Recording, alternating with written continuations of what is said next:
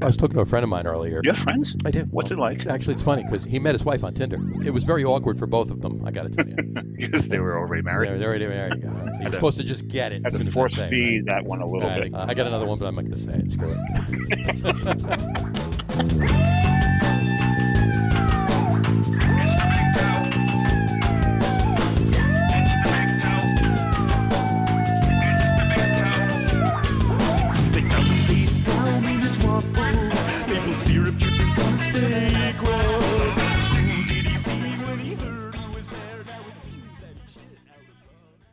All right, everybody, welcome out to the Log Room Guys Craft Beer Show. It is Tuesday, November the 23rd, 2021. Jersey Johnny coming at you. With me, as always, is none other than Mr. Beer Samurai. Say hello, Mr. Samurai. November the 23rd. 1, 1, 2, 3.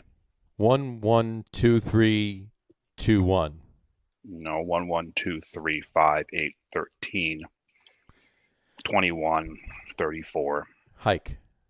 Mm-hmm. And if the Giants had done that last night, they might have, well, no, they wouldn't have won still. But no, they hiked a lot, just for no reason. For no reason whatsoever. So, anyway, no, how are you tonight, sir? That's the Fibonacci sequence. The Fibonacci sequence. So the Fibonacci sequence, 1, 1, 2, 3. So you start with 2 1s, add those two together, and you get 2. Mm-hmm. Then you take the one and the second one and the 2, add those together, you get 3. 3. 3 or 5. 5 and 3 are 8. 8. I got you. And you just keep going. And why did you say that? Why did you bring that up, as a matter of fact? Because it is Fibonacci Day, because it's 1, 1, 2, 3. It's November. Happy 23rd. Fibonacci Day. There you go. There we go. All right. So, see how that works? This Fibonacci Day, I'm even learned something on the show. Look at that. I'm eating jerky. You are jerky. Well, you know, dropped a piece. I'll have to find that later. All right, leave it there. The cow will get it. But it's good because it matches pretty well with what I'm drinking first. Your general disposition. That too. I'm more grouchy than jerky. Yeah, that's true. That's true. Yeah, I used to be nervous and jerky.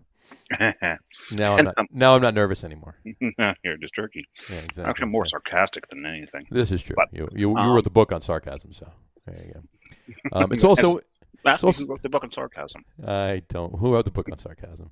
I did. That was cheap. No, but I'm drinking Trail by Treehouse. Well, I'll put it up now. Yeah, we jumped off a little early, but Trail. We jumped off a little early. Jerky on the trail. Trail on the trail. He's having jerky on the trail at Treehouse. It's a 5.2% German Pils. All right. Another fun day today. What is another fun day today? It's Doctor Who Day. It is Doctor Who Day. Happy Doctor Who Day. I don't know why. Maybe it's the day when it first broadcast. The first airing of Doctor Who, maybe? It's very possible. That could very well be. Depends which Doctor Who. So who was your favorite Doctor Who? Original. First. The first. Yeah. I think mine was old school. It's Tom Baker the third. Tom Baker's the third, yeah. Yeah, he was mine. That's who the Doctor was when I was started watching. There you go. Okay. I've got to love that scarf, that floppy hat. Yeah, it is cool, I suppose. But I'm and whatever that hair dude was. This is true. All right, let me put this down. Yeah, so it's Happy Doctor Who Day, and of course, we would be remiss if we didn't say, and we'll say it several times throughout the show, and of course at the end. But Happy Thanksgiving, folks. When's that? It is in 29 hours and 11 minutes. Which means some freaks are already putting their turkey in. Oh, yeah, this is true. 29 hour. How big is the damn turkey? It takes 29 hours. Some people get up at like 5 in the morning and put their turkey in. It's like, if you're not stuffing it, I don't understand why it doesn't take that long. Yeah, it's not. Unless it's a 300-pound turkey. Yeah, that's my point. I'm up at 7. I get mine going at 7. I'm a 230-pound turkey. You are. Yeah, I was going to say. You're a jerky. You're a jerky turkey. I'm a jerky turkey. All right. You got there. We got there. It took a while, but we got there. All right. Why don't we bring our guest in for this evening? Who is not a jerky turkey. Who is not a jerky turkey, but we're gonna talk about a lot of stuff about. He's been in the industry for a very, very long time. Found the jerky. You found the jerky. Yep. I did too. It was sitting in the chair in front of the camera. 5-minute rule. There you go. 5-minute rule. Those 5 seconds. When you're home, it's 5 minutes. I got you. What's it called? Yeah, he's been in the craft beer industry for quite some time, and most of you have at least heard of him or what he does, but most of you probably know him. And we'll bring him on. No further ado, Mr. Tony Forder. How are you, Tony? Hey, Tony. Hi, folks. There he is right there. So, Tony Forder. I agree with you, John. William Hartnell was William Hartnell, the original Doctor Who. And I was watching him in England. I'm from England. And sure. I remember the first Doctor Who series. I lost track of it a little bit, not really a groupie, but I never really checked on the female Doctor Who's really. But wasn't quite the same. No sexism involved here by any means, but it just wasn't the same for me. It just didn't do it. So. But the guy with the hat and the scarf was cool too. So. Oh, love him. Love Tom Baker. So, cool. All right. Well, both of you are drinking. Tony, what are you drinking? Because Dave already. Well, you said it was holiday issue. It's the holiday. Yeah, we're going to talk a lot about and a little bit about holiday beers tonight. I don't know. When this beer comes out, you just have to buy it. Oh, absolutely. It's a little weird to buy it in a can, but yeah, I actually I when I first heard that they were going to can it this year and going forward, it was just in cans. I'm like, it's not the same. I'm sorry. It's just everything in cans is great, believe me, but that beer needs to be in a bottle. I kind of agree with you because this does feel a little bit strange, and I don't know why they call it fresh hop because it's not really like green hops or anything like that. Sure. They just did that, and it's still great. So whatever. No, it is. It's a delicious beer, and believe me, if not all of us, will be talking more about that beer a little later in the show. So I'll be popping a Mad Elf. I'm gonna start off with a light sessionable beer. Yeah, I think that's a good idea. Yeah. I mean, I'll be going to this later, but Very nice. I love very that nice. beer. Very nice. Especially when they barrel age it. Oh yeah, very very. Oh, very Black delicious. Ops, yeah. Black Ops is great. I got one in the fridge, but I'm not allowed to open it yet. You're not allowed. No, that's Garrett Oliver told you no, you can't open it yet. No, we're saving that to get Carrie's aunt completely trashed. That's pretty. She's 72 years old, weighs about 98 pounds, and is into large barrel-aged stouts. Sounds like Gotta love winner. it. That works for me. I'd like to meet her. Like to meet her. Yeah, we'll stitch up. She's single, Tony. There you Cool. go. I'm not, but He's not, but okay. Still wants to meet her though. No, she's a lot of fun. Cheers, guys. Ohio. Cheers. Well, hold on. What we got here? We got the Ale Street News glass here. That's right. Oh, that's beautiful. Yes, that's a beautiful. Oh no, that's not. That's Tap New York. That's Tap New York. New York, yeah. Similar to Ale Street News glass. Very similar, yes. You can kind of see the Treehouse logo on that, right? Yes. Mm-hmm. You're all about being a fanboy today. I'm being well. I was there a couple days ago. Yesterday actually. So yeah, I'm drinking what I brought and dropped. You know what? That is really good. I have to tell you, this is last year's Mad Elf too. Because I it settled down. Yeah, it did a lot. I start my I always save beers from the year before, holiday beers from the year before, and I start my holiday beers, my fresh stuff from the current year on Thanksgiving. So I'll be drinking plenty of what you're drinking, Tony, on Thanksgiving. Starting after I put the turkey in, like about 9:00 in the morning, I start drinking Sierra Nevada Celebration. So, but it's a good pacer. It's only 6.5%, but it's a tradition. Talking about traditions. So. But this is actually phenomenal. This is Mad Elf is a great beer. Don't get me wrong, but it is a little harsh, especially when it's fresh. This is delicious right now. It really tamed down. It was. Well, really how I feel about it. So it's really good right now. I got a little story about the Mad Elf. Go for it. When oh man, who's got that bar in Northeast Philadelphia? I can't remember the guy's name right now, but it's named after him. You probably know it. Stoddard's Pub. No, not Stoddard. Geez, sorry, I didn't prep for this because I didn't expect this question, but it might come to me. Anyway, he was did a holiday fest. It was actually a cask festival. Okay. And this one year, Trogue showed up, and they had a growler of the Mad Elf before they even bottled it or anything. And pulled it off the tap when they were there. They just showed up with a growler. It was a test beer, and it just blew everyone away. Sure. It's a little. I mean, years ago it was a little. It wasn't as hot. All right, because let's face it, it's a hot beer when it's fresh. It's 11. The bar was Stokes. Stokes. Yeah, that's familiar. It's not Stokes. Anyway, I think of it anyway, but yeah, it's 11.3%, and it's a hot beer. But years ago, it seemed like it wasn't as hot. Now lately, it's got a little bit of a burn to it. But whatchamacallit, this has been. That's why you call it. That's why you keep it for a year. You keep it for a year. Mm-hmm. It's actually really, really good right now. And if you go to their brew house, the brew pub, they have vintage. Yes. Yeah, they do. Yeah. They do. They save them too. I used to do that. We used to get a lot of kegs of years ago. I'm feeling vertical Mad Elf. Mm-hmm. I'm thinking. Might be able to work that out. You won't be thinking much afterwards. Exactly. Stoops. Exactly. So anyway, we'll leave it at that. But yeah, this beer is great. So, all right. Hey, let's start off some questions. Let's start off. No work or news or information like that. Let's start off the way we start off with everybody, and Dave will tell you. I got to ask this question to everybody. What's the first craft beer you can remember having? And it can be an ish. It can be an ish, you know. But. That is an interesting question because we actually asked that at Beer Fest in New York. We had this frame of a picture, a picture frame. We took pictures of people, and we asked that question. And because everyone remembers where their flip was from regular beer into, for me, being a Brit, it was going to the Great British Beer Festival in 1975. Okay. So I preceded craft beer way back by a little bit. Yeah.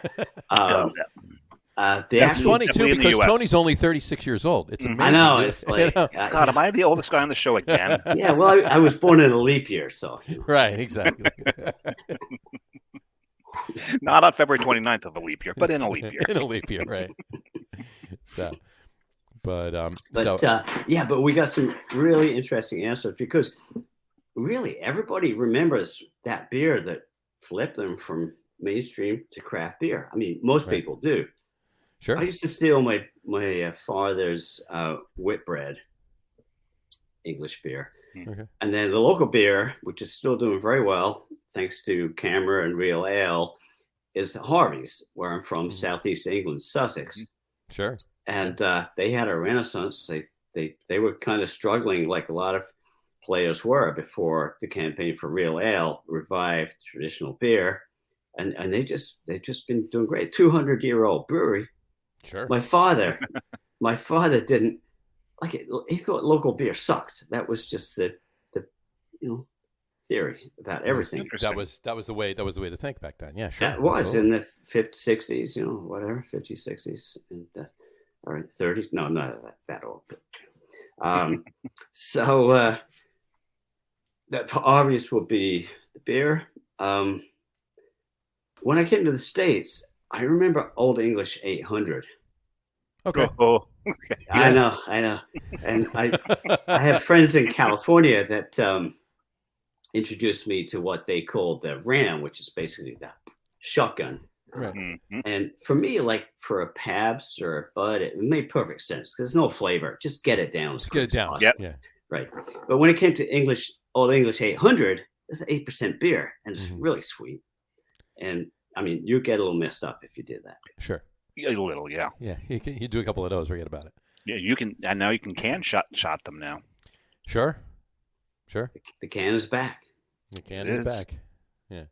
And we actually saw it on the show a few weeks ago. Another Tony that was on the show. He uses his thumb. He doesn't even use anything to pierce the can. Really? Pushes his thumb right at the base of the can and with his nail and breaks it open and then and shotguns it. So he doesn't need anything to shotgun it. He can do it Right. himself. But did he demonstrate that on the show? He did? Yeah, he did. Yeah. Absolutely. I mean, I wish I could demonstrate, but I'm impaired. But some of these guys that I knew out west, you ever heard of the bite ram? The bite ram. Bite the can? Oh, okay. Yes. You need some good bicuspids there. But wow. You need a couple of good sharp. Oh my God! This guy Cadillac Carl from Seattle was the king of the bite ram. Yeah. Cadillac Carl. Gotta love it. Cadillac Carl. Yeah, Which actually it's a good shout out because he just passed this year. He lived hard. He lived Cadillac hard Carl. for 60. Yeah, Carl. nice. Thank you. Cool. There you go. Get a little more in there and do it. Yeah. Cadillac Carl. Right. All right. He lived hard the way he wanted to, right? Yeah, man. Yeah. Yeah. But There's no sense leaving a good-looking corpse. this is true. Just keep running. There you go. Anyway, so Speaking well, of that's great. keeping running, I'm going to open my second beer already. Oh my God, he's yeah, that's true. We're- You're we're having all losing a lot of 5%ers. I'm having Yeah. like 2 11%ers. So I guess we're even there. Yeah, he's a samurai, right? Yeah. Right. He's just keeping it running. So, plus, I plus guess- he had a really hard day today, so he's Awful he's, news, but that's fine. I'm going to go with sticking with Treehouse. mm-hmm. I'm going to pour a little water in there before I pour it, but I'm going to open Old Man. There he is. Hmm. You'll remember I had Old Man on the show Yep. a couple weeks ago. ESB. Mm-hmm. You don't get a lot of ESBs out there anymore. Hey, it's interesting because I've been on an ESB kick for the last month or so. Oh yeah. Yeah, that's I got a 6-0 from our good friend Dave down at Climax. Okay. Mr. Dave. Yeah, Dave's the Has he ever been on the show? You don't want him on the show, right? Dave, he hasn't been on the show yet. No. I got to tell you, that would be an interesting show to have Dave on the show. He's a show. He's a show. We have in Dave. himself, right? If we have him on the show, the top threes would have to be top 3 IPAs. IPAs. Oh, these guys, they don't know how to make any fucking shit. I brew the best beer. All right. Yeah. Okay. Well, I mean, there we go. Anyway, we just had Dave on the show. There you go. All you need to know. IPA is a fad. It's gonna go Anyway, away. I was a little like didn't quite get the hops in this ESB, or maybe it was my memory was off or whatever. Because I always go back to Fuller's, right? Yeah. And Classic. The OG. and I, Mhm. I had to press him a little bit to what hop did you use? And he said, "Oh, I used Phoenix."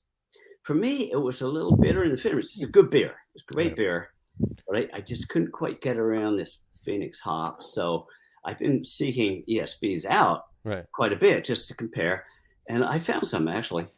They had one on at Elementary today. I was going to say Yes. Elementary's got a nice Elementary's one. ESB is very good. Yes.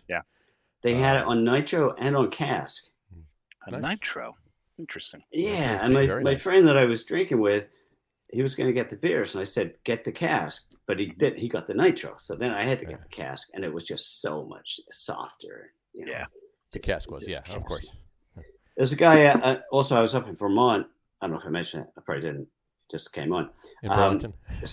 I was Burlington, but Middlebury. Steve Parks, who's also an expert like me. He runs the American Brewers Academy. He also has his Okay. drop-in brewery, Yes. and he had an ESB on, Nice. and it was like true. He's a Brit. It was true to style. That's awesome. Yeah, I could drink True to ESBs every fullest. day. True to fullest, yes. I mean, style, whatever. It was true to fullest, to my Yeah. memory. Yes, right. Well, Exactly. Fuller's is the style. Right.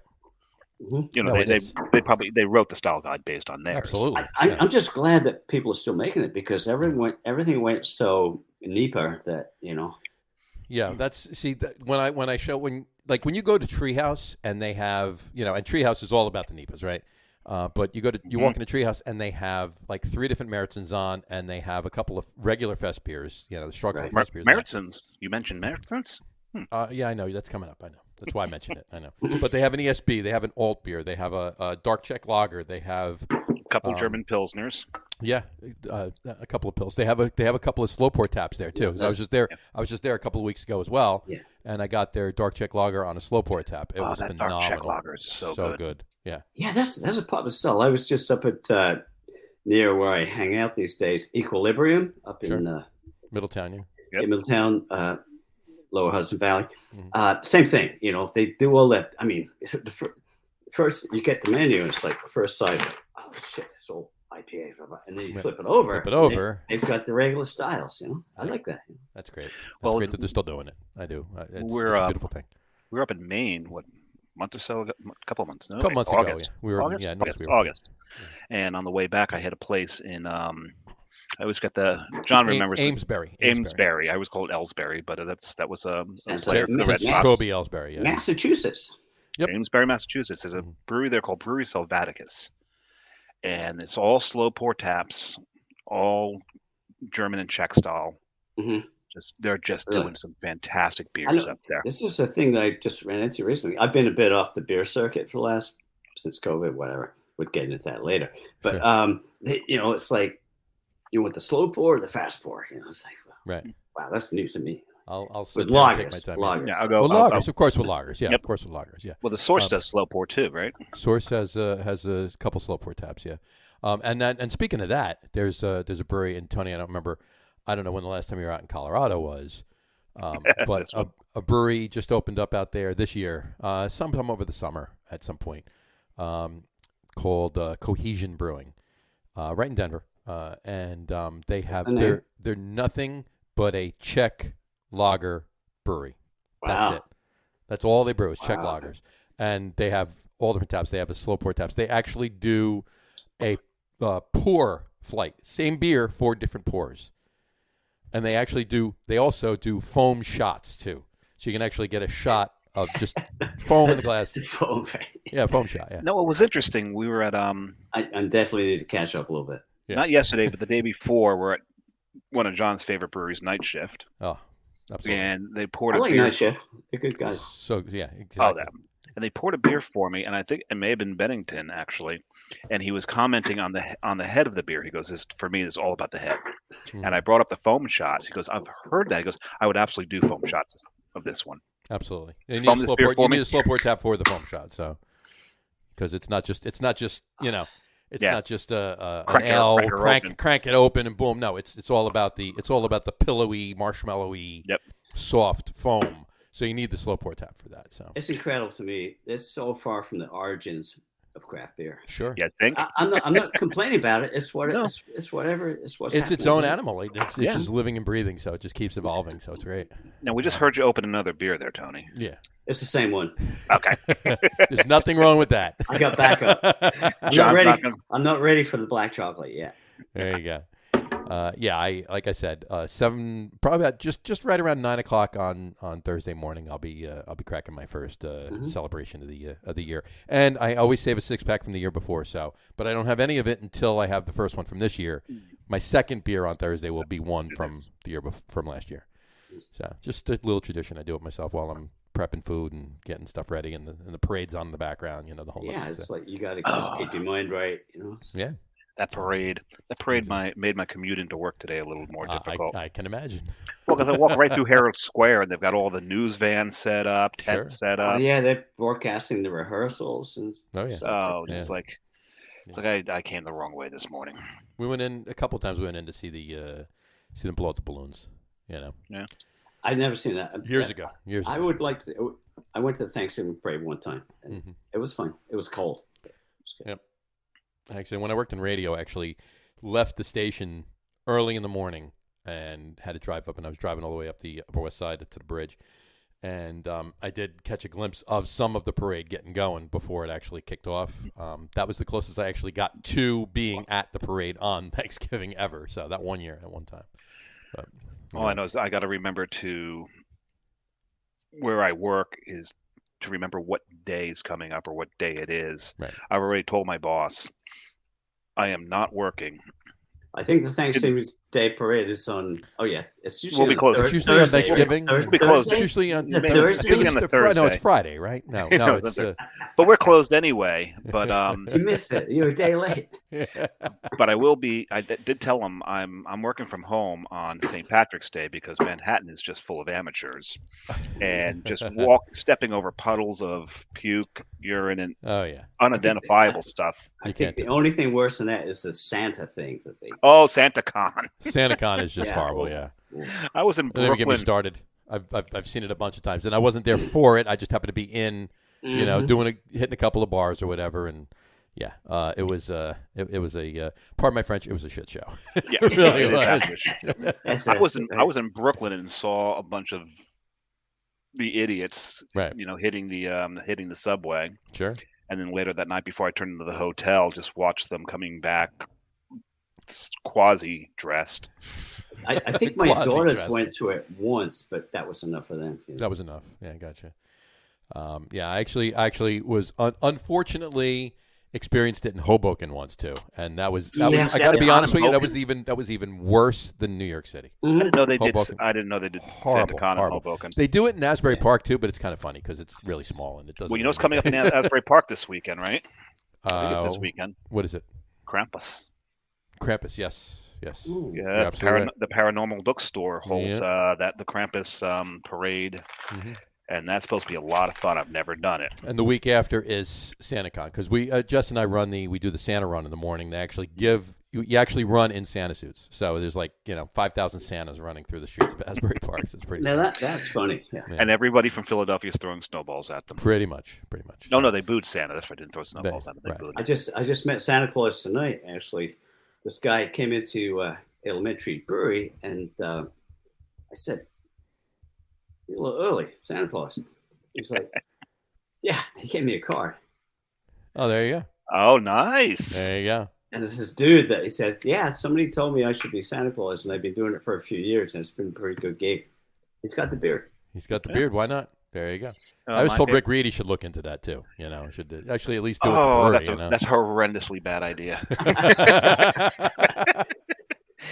I don't know if they want a fire and brimstone. No. And I don't know if I want my children sitting on his lap. Anyway, on that note, Brian Alt says, "Morning, gents." Morning. Hey, Brian, I'm drinking your beer, old man. Oh no, you're old school. Old school. Old man. He's not old. Altschul is old school, not old man, right? And he also said, "Have a happy Thanksgiving." You too, Brian. Right back at you. Happy Thanksgiving to everybody. Thanks for watching, Brian. Absolutely. And stay tuned because we might have you look something up. And we also get another one too. Ken Harper said, "Humboldt County, California, in the house." Hey, Kenny, with this golfer dude. There you go. That's where I used to live. Loving the hat. That's a great hat. You look at that. And he's got the Brian. Almost got the Brian Blessed beard going. There you go. All right. Hey, let's get back to Tony. We've had great conversations so far, but let's talk a little bit about. Let's start with L Street. Let's go back. Let's go way back. Let's go back to 1992. You and Jack sat down and you decided to what? Go for it. Well, it was a fortuitous situation. I was in journalism. Jack was in marketing, right. And we were homebrewing together. I just moved from the West Coast to the East Coast in 1990. Started a homebrewing club with a couple other guys. Shout out to Albie and Bill. And he's going. I don't know. And the overview, I just saw this today. I like to look at it. This might be a little over the top, but it's like when they were building we laid a lot of track. Sure. In the beginning. So the Transcontinental Railroad. All right. I was going to say Transatlantic Railroad would take a good, it would be a really big undertaking. Because I also just watched a documentary about building the Transcontinental. Sure. So anyway, you had Celebrated Beer News, which preceded us. Mm-hmm. Okay. Was the father of like the beer papers. Sure. I don't know if you ever saw it, but Tom Doldorf out there. I remember, yeah. And then us, we came in a couple of years later, and then it's like we sort of laid the track for all these breweries because there was no internet back then. No. It was like, people have described us as when we flourished, the Bible of beer, because there was no other media, really, no internet. Sure. No, there really wasn't. No. So we did grow fast to begin with because there was nothing out there like it, and I give a lot of credit to my partner Jack Bavern as the marketing guy, mm-hmm. and also a lot of credit to Brooklyn Brewery for helping us facilitate. We both had jobs. Like, how are we going to put the paper out? And we had meetings with Steve Hindy and Tom Potter from Brooklyn Brewery, and they were like, well, they had their own distribution company at the time because nobody would pick them up. Sure. They had two beers, the Brooklyn Lager and the Brooklyn Brown Ale. And the Brown Ale, yeah. And they said, well, we'll distribute it in the 5 boroughs for you. And we're like, what? We've got a business. And it was that whole era, 90s. It was like we were the evangelists of craft beer. I mean, you guys probably were too. I don't know where you guys were in '92, but what you guys were doing. Beer? I was drinking beer. Yeah. A lot of that. I was in '92. I was drinking, and getting just getting my feet into radio. So there was some chatter about beer, but it wasn't. I mean, if you wanted like a step above beer, you would go for the imports and a few bars. That's what it was. I mean, you had North Smith's Star. You had different bars in Manhattan. North Star that had a whole. Yeah, they had there were a few, and I was in New York, so yeah. They were mostly imports, and then these craft beers started creeping in, mostly from New England at first, Pete's Wicked Ale, Harpoon was coming down. Oh yeah. Harpoon was in the beginning. Pete's was California, and then they then they started contracting down. It was in they launched and burned, Nashville or whatever, but they were a Massachusetts brewery kind of thing, But Pete's? Harpoon. Harpoon. Yeah. I'm still friends with Pete Schlossberg. He did a lot of different things. Yeah. He sold his brewery for a lot of money to somebody that buried it. Yeah. Oh yeah. But it's interesting actually because Ale Street. Okay, so to continue the metaphor here, the railroad. I would say Ale Street is sort of getting parked into a little siding, right? And it's kind of like whether it will come back or not, we don't know. But it's just over there. That's fine. It's not gone, but it's kind of on hold. It kind of ran its course a little bit, but it's not dead. Mm-hmm. It's just like over there in the whatever they call it in the siding area. But it's in. I've started work. It's in the green room. What was your last? It's in the green room. When was your last printing? 2018. Okay. 2018. I mean, the reason for that, I'm kind of glad that we didn't have to try and keep it going during COVID because that would never happen. Right. It was just, it's like every publication, the advertising ran away, print, Print, so print I hear that print is still viable for some people, but we didn't adapt very well to the, social media, and we got a website and everything. Anyway, you need a centerfold. Are you volunteering? Oh God, no! that would put it under entirely. That would kill it. Absolutely. All right, but interestingly, I've actually started work on a book. Nice. About the origins of craft beer through the eyes of Ale Street News. Only the '90s. That was the fun part, right? Mm-hmm. Sure. So. That was the infancy. That was the creative time. That was everybody was the juices were flowing, so to speak. And what can we do now? Yeah, it was. You knew everyone. You go to a craft brewers conference, you knew everyone there. Everybody was there. Yeah, you still kind of got that today, but there's just so many more people in it that you're always meeting. I'm so happy that you do have that today with all the new tasting room breweries, small guys, because as much as it's like a pipe, as much as the big guys tried to co-opt it and take it over, all this stuff came out at the other end of the pipe. All this, nano breweries. It's just this is where it's at. Mm-hmm. I don't buy beer in the store. I go to a brewery to buy. You go to the brewery. Absolutely. One thing talking about the '90s, I remember, and I remember hearing about it from reading the Ale Street News. Was it once a month? Old Bay would bring a cask over from England. Yeah, they brought they brought fillers over, and they had the head guy and he was Sir. He got knighted. He was a Sir, and he became Old Bear. Yeah, Old Bay.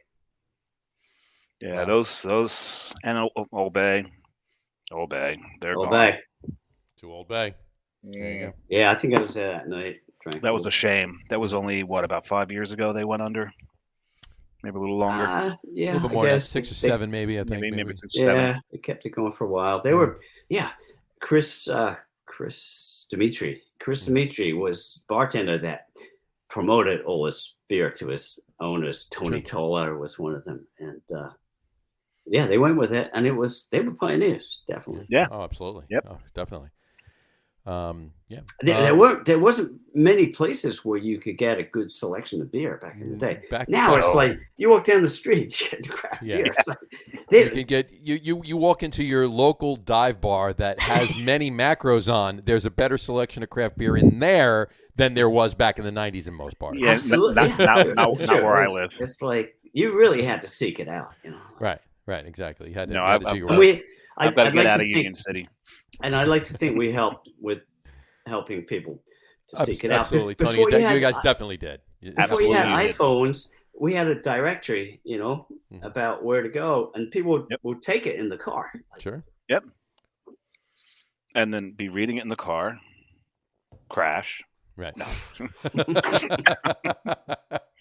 Well, hopefully they actually no liability. Hopefully they had a passenger that would read the paper to them whilst they were driving. So there was no GPS. I mean, somebody had to navigate. You had to know where you're going. In between the turn here and turn there, they can read the paper to them. So it was like it was a double effort. You know. Little side story.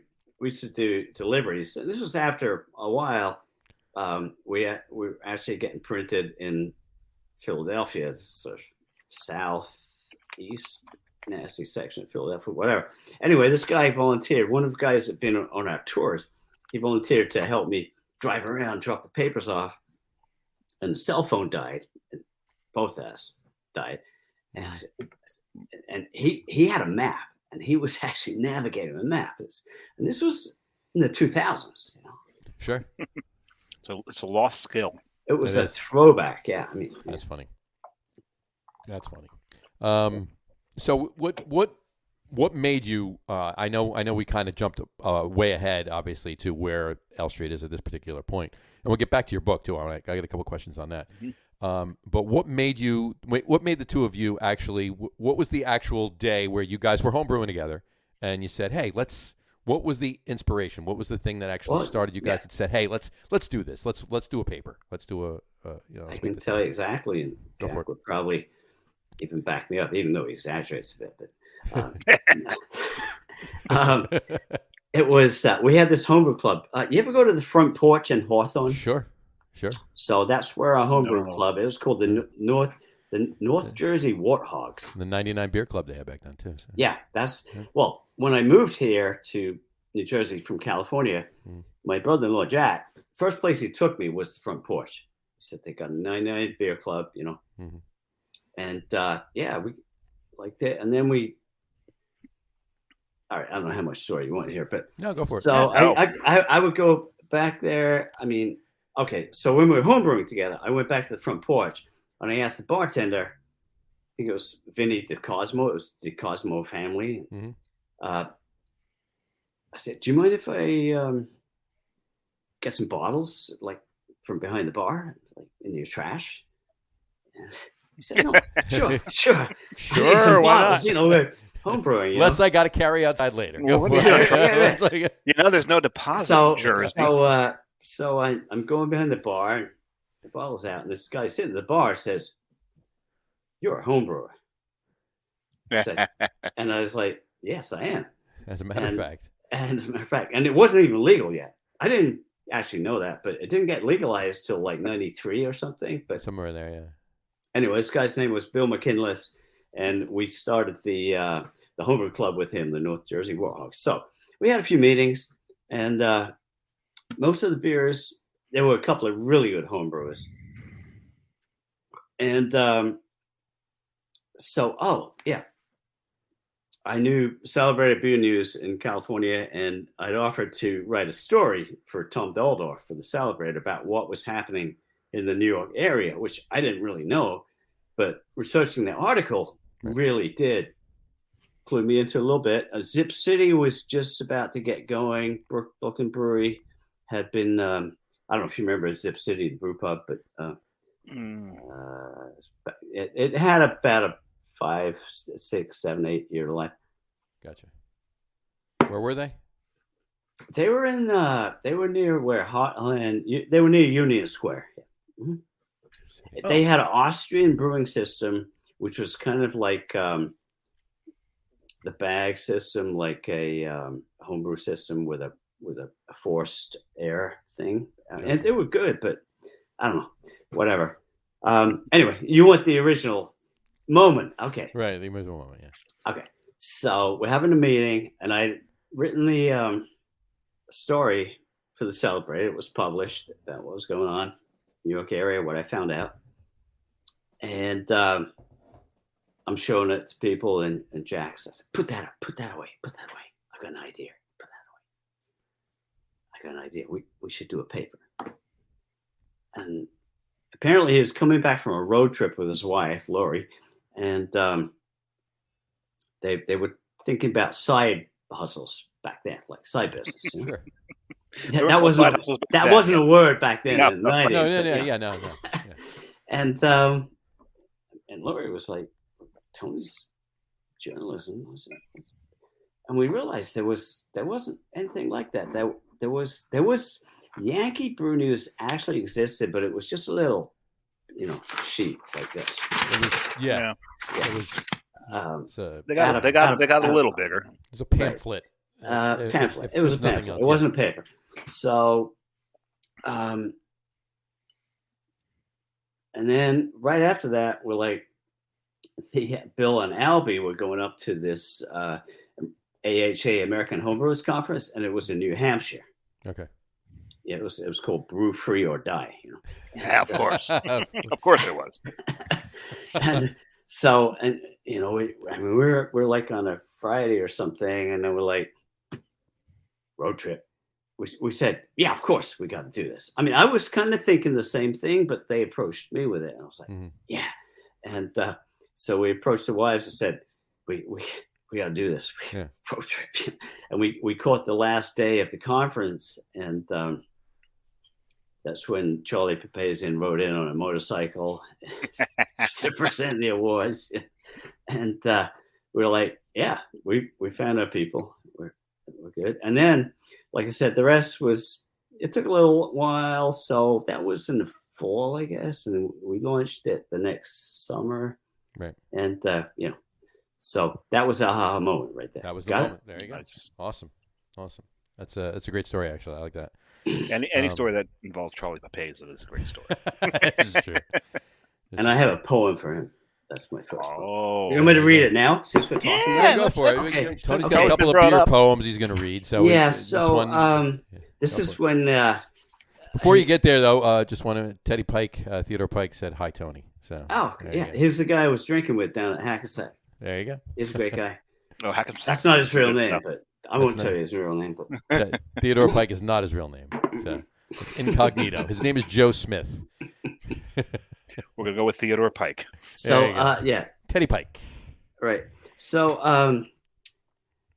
I was grab a beer for I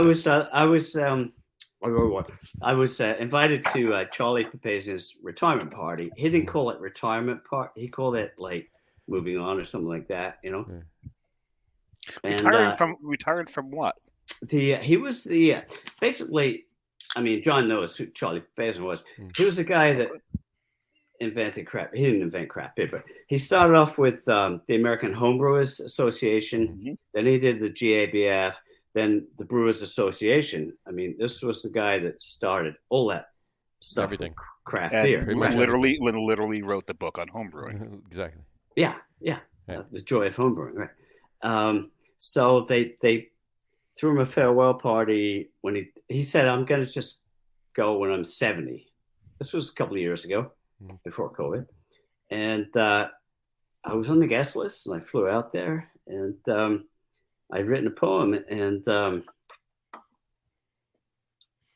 guys, the organizers said, well, we don't want a bunch of people coming up here and saying, this is what Charlie did for me and everything like that. But we like your poem, so you can go on first. There you go. And there were only 3 speakers. There was me, Charlie, and who is now the president of the Brewers Association. You know that guy. I can't remember his name right now. Yeah, all right, here we go. Happy trails, Charlie P. Charlie P., a teacher born to brew. Was it a vision, a seed, something special that he knew? He pursued his passion. He blazed a trail, turning corners, never afraid to fail. He pushed ahead. He followed his bliss. garnering fans who became hip to this. The joy of home brew, the impassioned apostle, the intense belief, the perpetual hustle. The lack of beer choice created a void. Only bland suds, people were annoyed. A movement got started. It soon became clear Charlie wasn't alone in liking good beer. Like a sculptor or potter, he shaped this thing, building, honing, till it began to sing. A harmonic convergence, stronger and stronger. It took on a life of its own, longer and longer. The lake of craft beer filled by those who came first, building up pressure until the dam burst. The floodgates were open, craft coursed o'er the land, with Charlie borne forth by his merry band of artists and chances and people of vision, striking out on their own through bold decision. Structure came later. There were bumps in the road. Rules were adopted. They established a code. The roots were now deep, a foundation to keep. But with money to be made and profits to reap, the waters turned murky. The beers went quirky. Some breweries just quit, went cold turkey. Now it's up to others to carry the load, to uphold Charlie's legacy, keep craft on the road. In quality rooted, independence saluted, brewers brewing to what they're best suited. We wish Charlie the best as he signs off from the show. Where he'll wander to next, who can know? Doubtless still spreading the word, beer in hand, with the cheers, global friend, whatever the land. Showman, shaman, 40 years of fun. There'll be many more accolades before he's done. If we ask, was he really one of the chosen few? He'll just tell you to relax. Don't worry. Have a homebrew. Homebrew. There you go. Cheers to that. Cheers to that you. one. That was awesome. Thank you. Nice. Very good. Right. So, it's definitely an end of an era with Charlie, but Yeah. That's for sure. So Theodore Pike just said his name is Joe Smith. He just said his. Right there. And the president is. And Paul Maraca from Paradox Brewing, he was on the show last week. He said, "Get one for me." He said. So The president and CEO of the Brewers Association is Bob Pease. Is that right? Thanks. Yeah, Bob. Sorry, Bob. I couldn't remember. It's been a while. I mean, wow. I don't know how the Brewers Association got through COVID. They did a virtual GABF last year. They did a virtual GABF last year. I didn't even check in. I went to another direction, with COVID. Sorry. Yeah, didn't have it this year either. Next year will be the first since 2019. They did have they had the Craft Brewers Conference. They had the Craft Brewers Conference, this year. I was there. Oh, you were there? I heard there were like 4,000 people there. There were a lot. We were not. Augie went out. Augie was there, and I can't say his name again. So no, you said it twice already. So you already said it. You can't say his name 3 times. You can't say it thrice on the show. Can't say it thrice on the show where he appears. It's kind of like Beetlejuice. Yeah, exactly. No. So, but when he left there, he went up to Seattle for a couple of days, and he actually was on the show in September, right after the Craft Brewers Conference from Seattle, live, and he was actually on. Whose back porch? Who was it? It was a restaurateur from. Oh yeah, Seattle, and he had and I don't think he had slept. I think he was still drinking. Wait, you're talking about conference. You're talking about Augie Bush, right? Yes, that Augie. That Augie, right? Yeah. I'm gonna open my second beer. There you go, right there, Saint Bernardus. Oh yeah, that's a wow. They do that. They do it in 12 ounces now. 12. Oh no, they did it in 12 ounces. This fell victim to the same thing that Sierra Nevada Celebration did. It's in cans this year. Yeah. St. Bernardus Christmas Ale is in cans this year. It's not victim, and we're just showing our get off my lawn. Get off my lawn, you kids. It's weird to us. It's very weird to us. We'll get used to it. Yeah. But cans have been the salvation for. Cans. Look, cans are obviously better than bottles, but there are some beers that just belong in bottles. They really do. Because we've always seen them in bottles, so we think they belong in bottles. Sure, but I'm sure that. So why isn't this in the can? I don't get it. Why they'll put it? Let's ask Garrett. Yeah, but it's FX Matt. They make this. Yeah, but I'm sure that I'm sure FX. No, Is So this Mr. Rogers? Is the trolley coming by? The trolley's coming by. I have a gong that I brought back from There you China. go. Is very nice. I like that. That was pretty good, actually. Well, it was an accident. That's fine. It was That's a happy accident. There you go. There we go. We just channeled Bob Ross. Yes, we did. I got I'm sure, Garrett. Do they make that up in Utica, or the Black Chocolate Sky is made in Brooklyn? I just heard this recently that they actually closed the brewery in Brooklyn. Because they were just making draft for New York City, and then COVID, Right. Well, they were making all of the specialty bottles too, all of the brewers releases and the brewmasters releases. Yeah, that's true. All the cork stuff. All the cork stuff, all the cork and cage bottles. Maybe they're still doing that. I mean, maybe they're doing still some. I don't know. I just went into the city a couple of weeks ago. First time in 20 months. I never went. Really? Yeah. I have been since February of last year. The last time I was in New York City, and I said this before on the show, the last time I was actually in New York City was December of 2019. I've not been in. Last time I was in New York City about 3 hours. 3 hours ago, yeah. Yeah. So I went in for the. You ever go to the Waterfront Ale House? Yep. Sure. So Sam Barberi, he sold his original place in Brooklyn a few years ago, but he had the one on. Cheers. Second Ave, and he was closing up, so we decided to go pay respects. Go in, and it was good because it was a good moment for me and my partner Jack. We hadn't really been doing much, and so we went in and gave him a send off as best we could. They had a band playing out on the street. It was pretty cool. Nice. Paul Maroc actually has commented back in. He says, cans are better if you can find them. Ball put the screws to craft breweries. Well, they make the cans, right? Right. Yep. So, speaking of cans, my third's a can. Your third is a can. Is there really a shortage of cans? Was there ever? That's what they're saying. But there's been, absolutely been a shortage of cans. Yeah, sure.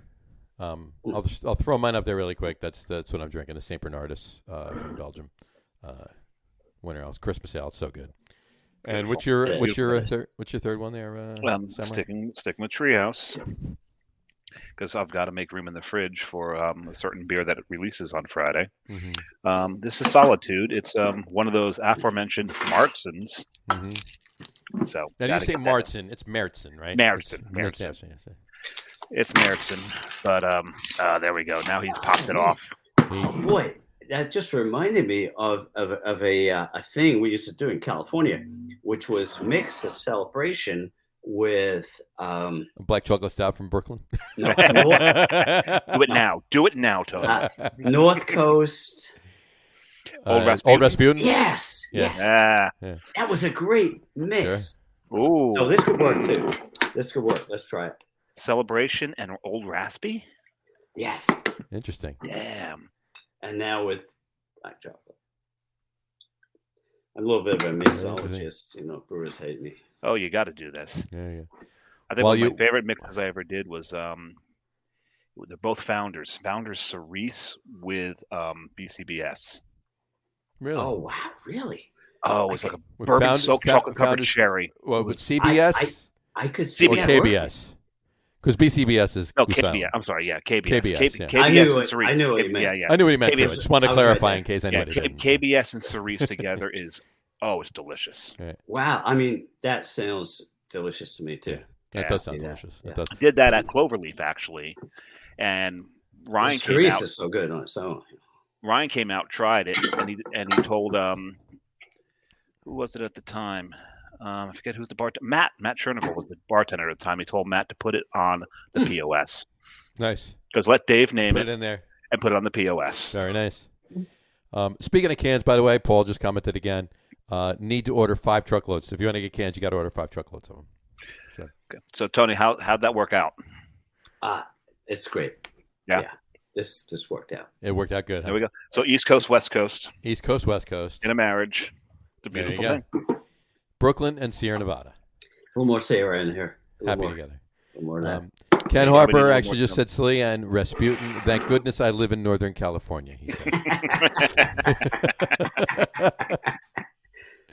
And Yeah, this is my old disc golf buddies. There you go. Played disc golf. You know the sport. disc golf. Oh, yeah, yeah. absolutely. Yeah. Back in the day, it used to be called frisbee golf because I know, those were the yeah. only discs that existed were frisbees. Right. I know. And now so they've got a different weight for every hole. Yes. Oh yeah. Yeah. Some people call it frolf, but that Frolf. right away. Disc. Frolf. So I'm actually spending a lot of time up on a farm in Warwick, New York. Okay. So I love Warwick. And he's a disc golf maven. He's basically Johnny Appleseed of disc golf in the Really? Northeast. Nice. This guy Dan Doyle, and he built the course at Rutgers back in the I played the course at Rutgers quite often. It's early it early spans 80s. Douglas on and Cook campus. Cook campus, yeah. Yeah. It starts in Douglas, Mhm.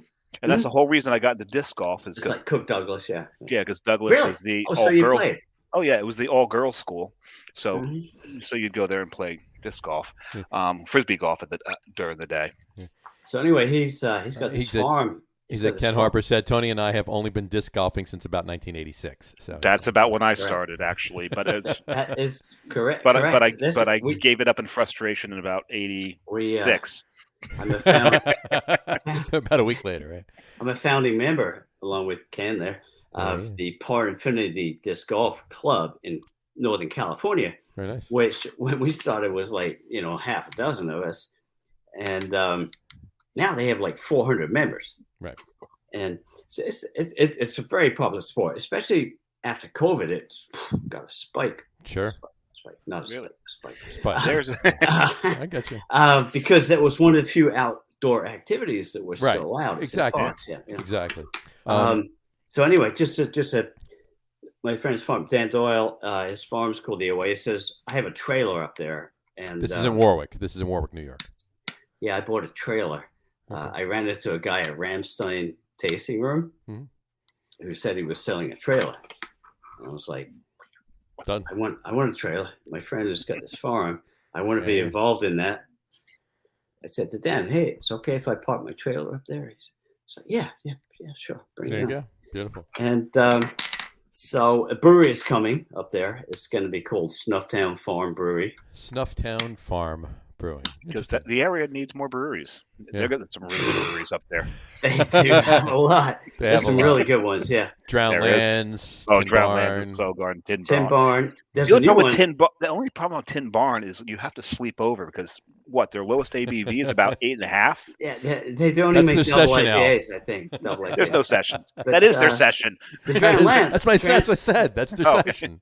Drowned Lands is beautiful, right? Drowned Lands is Oh, beautiful. that's a beautiful, beautiful building, right? Sure. That whole area used to be like a prison, right? Yeah. Yeah. Yep. Incarcerate me right now. Yeah, right into that building. Exactly. Paul Morocco wants to know if your trailer is a fancy double wide. So, No, it's not. It's a single. I mean, two people. It's an Airstream. It's an old style. It's an old style. It's a Fleetwood. Oh, style. there we go. Sure. But this guy I bought it off, $3,500. He was a handyman. He did some work at Ramstein. Yeah. Everything worked, and after my 5th season, most of it still works. There you go. Yeah. Can't ask for more than that. You got your money's worth so far out of it. You get a Most couple is more. good. You're good to go. Cooking, shower, Yeah. What the hell?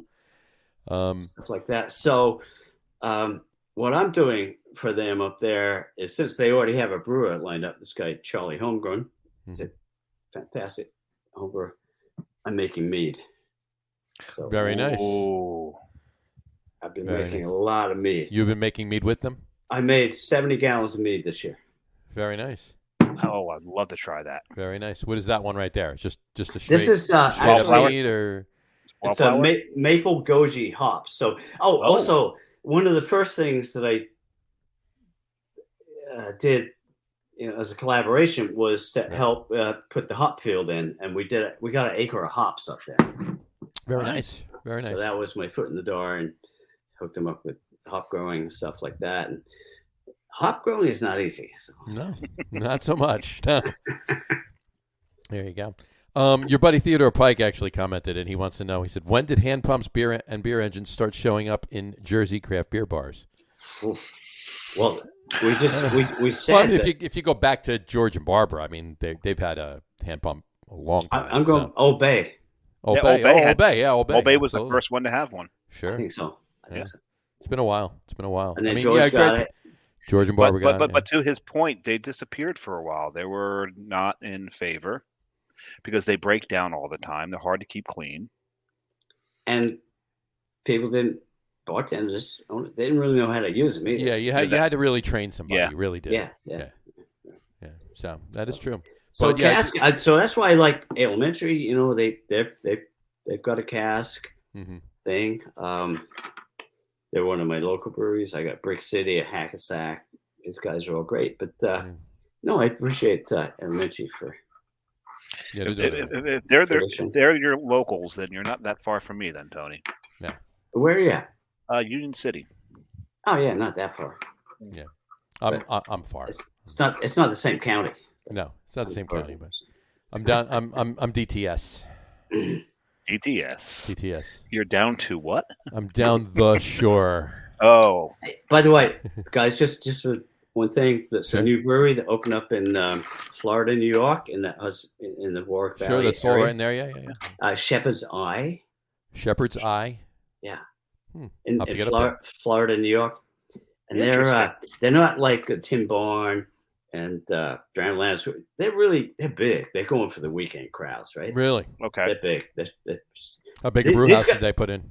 These guys are more like 15 barrel, and but the guy is like nailing the styles. You know? Nice. Really?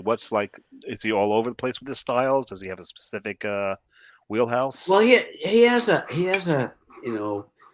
IPA that's mid West Coast and NEPA. You know, it's that mid It's kind of a hybrid. I like it. It's not totally New England. But what I also like was he made a really good stout. He makes the pilsners right on the money. Nice. Really? Nice. Dave, we'll have to get up there. We'll have to take a trip. Yeah, Take just a ride open. up there. You know? I got to put Paul's comment up. Shepherd's Eye. Yeah, I got to put Paul's up. He said right where his dad grew up. He was an onion farmer. In Right that black dirt. in the black dirt. Yeah, black dirt.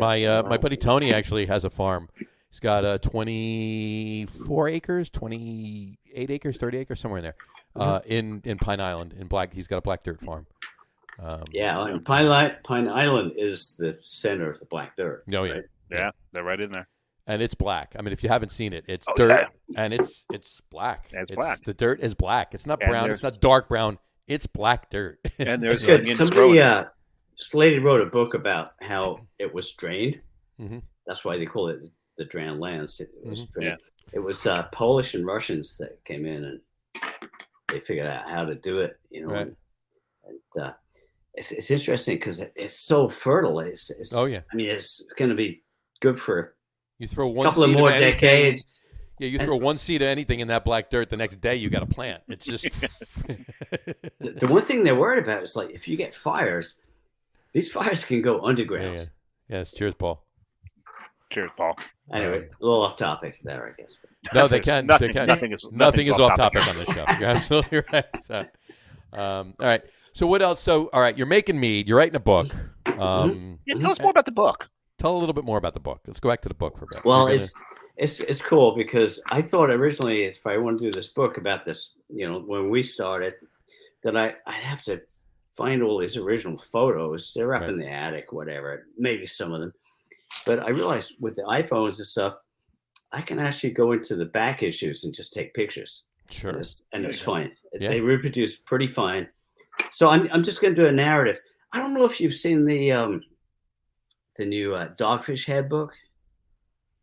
I haven't have seen not. it. No, I have Okay, not. Okay, No, so yeah. here it is. Here it is. I just reviewed it actually. I haven't done a lot of journalism, beer journalism, but I was going to buy it. Yeah, Yeah, it's no, really you hard got it. with You got stress it. on animals. You got it. You're right. I see it. Everything backwards. It's a really nice book. It's like a coffee table book. Lots Sure. of Yeah. pictures. that was my idea, and I started last year. But then I got involved in my new website. Oh, I didn't even mention that. No, you What? haven't. Ah, See, you glossed right over that. See that? Oh, let's All right. I don't even have. Give it. Let's go. What is throw it? it up there. It's called Linetree. John can real quickly throw up a what you call it, a crawl for that, right, John? I can. Yeah, I yeah. will It's do called that. do it. Linetree Roadside Pub Cafe. Lime Tree Roadside Pub Cafe. Linetree. Pub Cafe, one word. But that basically is sort of. I did a side hustle that became main hustle. That Linetree is one of my nicknames. Is it Linetree Roadside Pub Cafe.com? Yeah. Okay. Yeah. And it's basically trying to pursue my career as a artist. What's it? Linetree Roadside Pub Cafe.com, right? Mm-hmm. Okay. There we go. Linetree Roadside Pub Cafe.com. I can't believe I almost forgot to mention I'll this. go even further. My main thing, really. I'm coming up with this site can't be reached. Line tree. No, lime. Lime tree. Lime. There we go. We got one letter off. Go. Okay, let's see. And we put that in, and I get take a break from life's busy highway. Relax, contemplate, reflect, stay a while, pick and choose. Limetree Roadside Pub Cafe.com. That is a direct quote from this beer god named Tony Forder. There you go. So, beer is just a small part of it, and it's more about poetry and art and stuff like that. Beautiful. Poetry. Awesome. Give us another and disc golf. I see. And disc golf, sure. Yeah. I see disc golf. And now, if there's a course in Morris Plains up by where the old sanitarium was. I played it. That's where you used to live, isn't it? Yes, I used to live there, and I went there. No, at the sanitarium. I mean. Oh no, Morris Plains. You're talking about Greystone. Greystone. Yep. Greystone. Yeah. And that one, when I walked onto that course for the first time, I looked at it and went, "Oh fuck this," because it's all trees. It is trees. Yeah. It's all trees. You have to have such control over your disc to get anywhere near any control over your what? Disc. Oh, disc. Okay. No, yeah, the S came first. I just want to it's make not sure. disc golf. And because there's I think there's like 4 of the holes that if you hit the tree the wrong way, you're in the ice pond. I know. Yeah, it's tree. Yeah, I played it a few times. I played it twice, maybe on New Year's Day. My friend Jeff, who was one of the course hungover designers. Yeah, it's probably the best way. It's the best way. In fact, because you don't give a shit if you screw up. So. I know exactly. I play my best disc golf when I am hungover. I realize that. Really? You know? Yeah. Interesting. I've realized that because you don't. You really have no outside thoughts when you're hungover. Sure. Other than, my God, kill me now. All right, I got to concentrate on what I'm doing here, and I just want to forget everything. Exactly. So this website is also about poetry. So you have another poem for us. Yes, you have another poem for us. I do remember you saying you have another one. So you want me to do like the COVID one, or it's pretty heavy, or I should do my yeast one. Okay. Do your yeast one. There you go. You did talk about that. Yes. Yeah, so too many jokes. Okay. All right. So this is Let's the not go there. ode to this is like evolution. I don't know. Sorry, you've been watching Larry David lately? Not lately. The new one. Oh, the new. Yeah. Sorry, I go with Larry David. Sure. Anyway, it's nothing to do with him. Anyway, it's called Ode to Saccharomyces cerevisiae, which is the yeast, obviously, that creates the beer. There you go. And the only other thing that I would advise our listeners of is the word "God is good," which is what they used to call yeast before they knew what it was in the Middle Ages. They just called it "God is good," because they knew it did good stuff. Okay, because it made some good stuff. Mm-hmm. Wait, I'm going to do a little intro here, if you don't mind. I'm excited. Oh, there's he's a flautist. He's a flautist.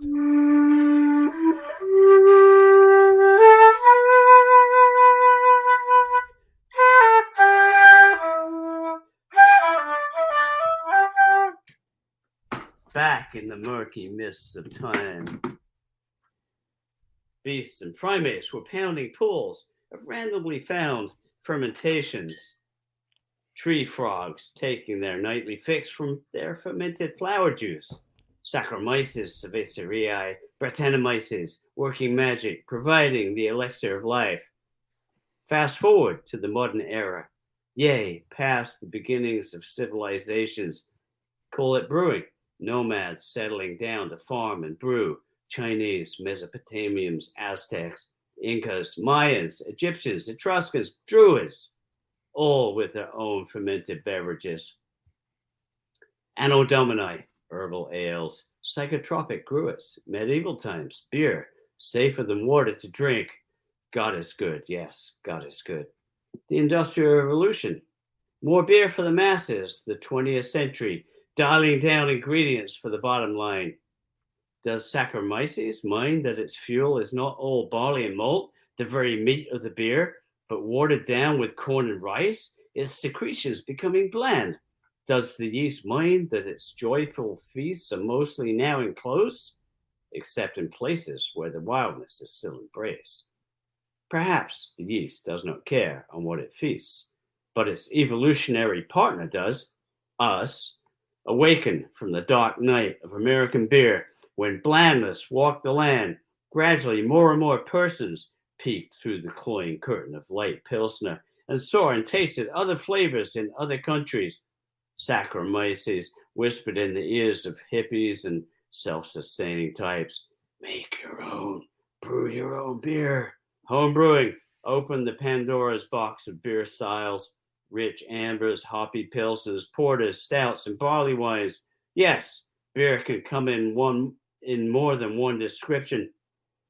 Cerveceria clapped its hands as buds of flavor sprouted in the barren landscape of beer. Homebrewing pioneers piecing together the first modern microbreweries, a labor of love at first, gradually gaining strength, overcoming the powers that be, wrestling off the death grip of big beer that would choke this infant at birth, gaining respect and a place at the table, powered by an unstoppable force, evolution, co-evolution with Saccharomyces. Humans set themselves apart when they began to cook. Less chewing, more thinking, brains enlarged, stomach shrank, way before the clay pots came for brewing, harnessing the powerful force of Saccharomyces. Or did the yeast harness us to do its work, to help it propagate as it must? For what are we but ambulatory devices, hosts for untold yeasts and bacteria? If so, we might as well enjoy the ride, eh? Doing the dance with yeast, evolution, unleashing the palate of these new Burgundians, food and flavor, beer and beatitude. The music is cranked, the dance grows faster, beer and breweries sprouting everywhere. Saccharomyces cerevisiae never had it so good, in so many places, with so many people, the ultimate collaboration. God is good. Yes, God is good. Very nice. That was beautiful. It was awesome. I really enjoyed that. Cheers on that one. And Samurai, on that note.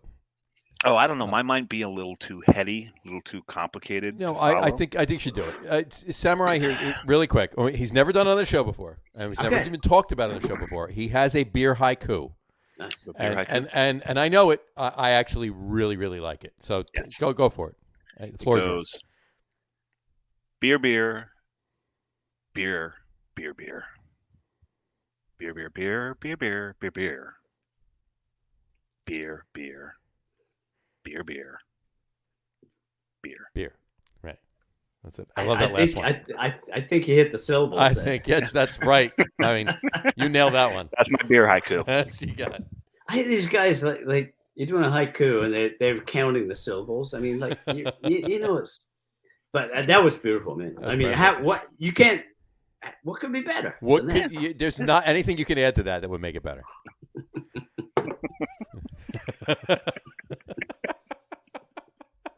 You can't roll that out until after like 3 or 4 beers. Yeah, you really can't. So, anyway, all right. 4 beers. Any other questions? Yeah, no, I just what else? All right, besides obviously you got your beer poetry going on. You got your website. Whatchamacallit? Hold on.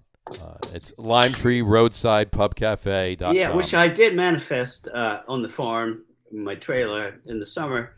The website was kind of neglected a little bit, but I did a lot of cooking and had a pop up most weekends.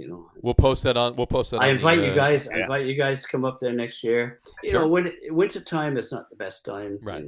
To sit around and have beers. Not so much. Yeah. It's a little small in the trailer. Yeah, we'll definitely come up. Yeah, absolutely. But we'll post it on our Facebook page and on the website as well for you as well. So you got a lot going on. L Street's parked right now. It's not gone. Yeah. It's parked right now. That's right. You got your book that you're working on. Now, is L Street going to go electronic? Is that one of the? It already has. It already has since. Well, it is electronic, but like more interactive. Is that like electronic? Is that like a website? Or it's is a that website. Yeah.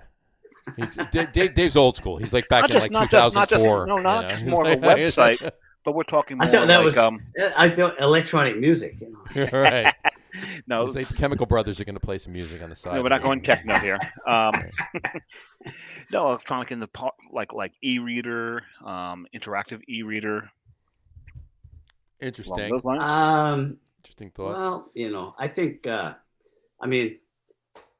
L Street did 27 years of publishing, so yeah, anything's possible. So, but it's parked. But it's parked right now. So you have your you have your book that you're working on.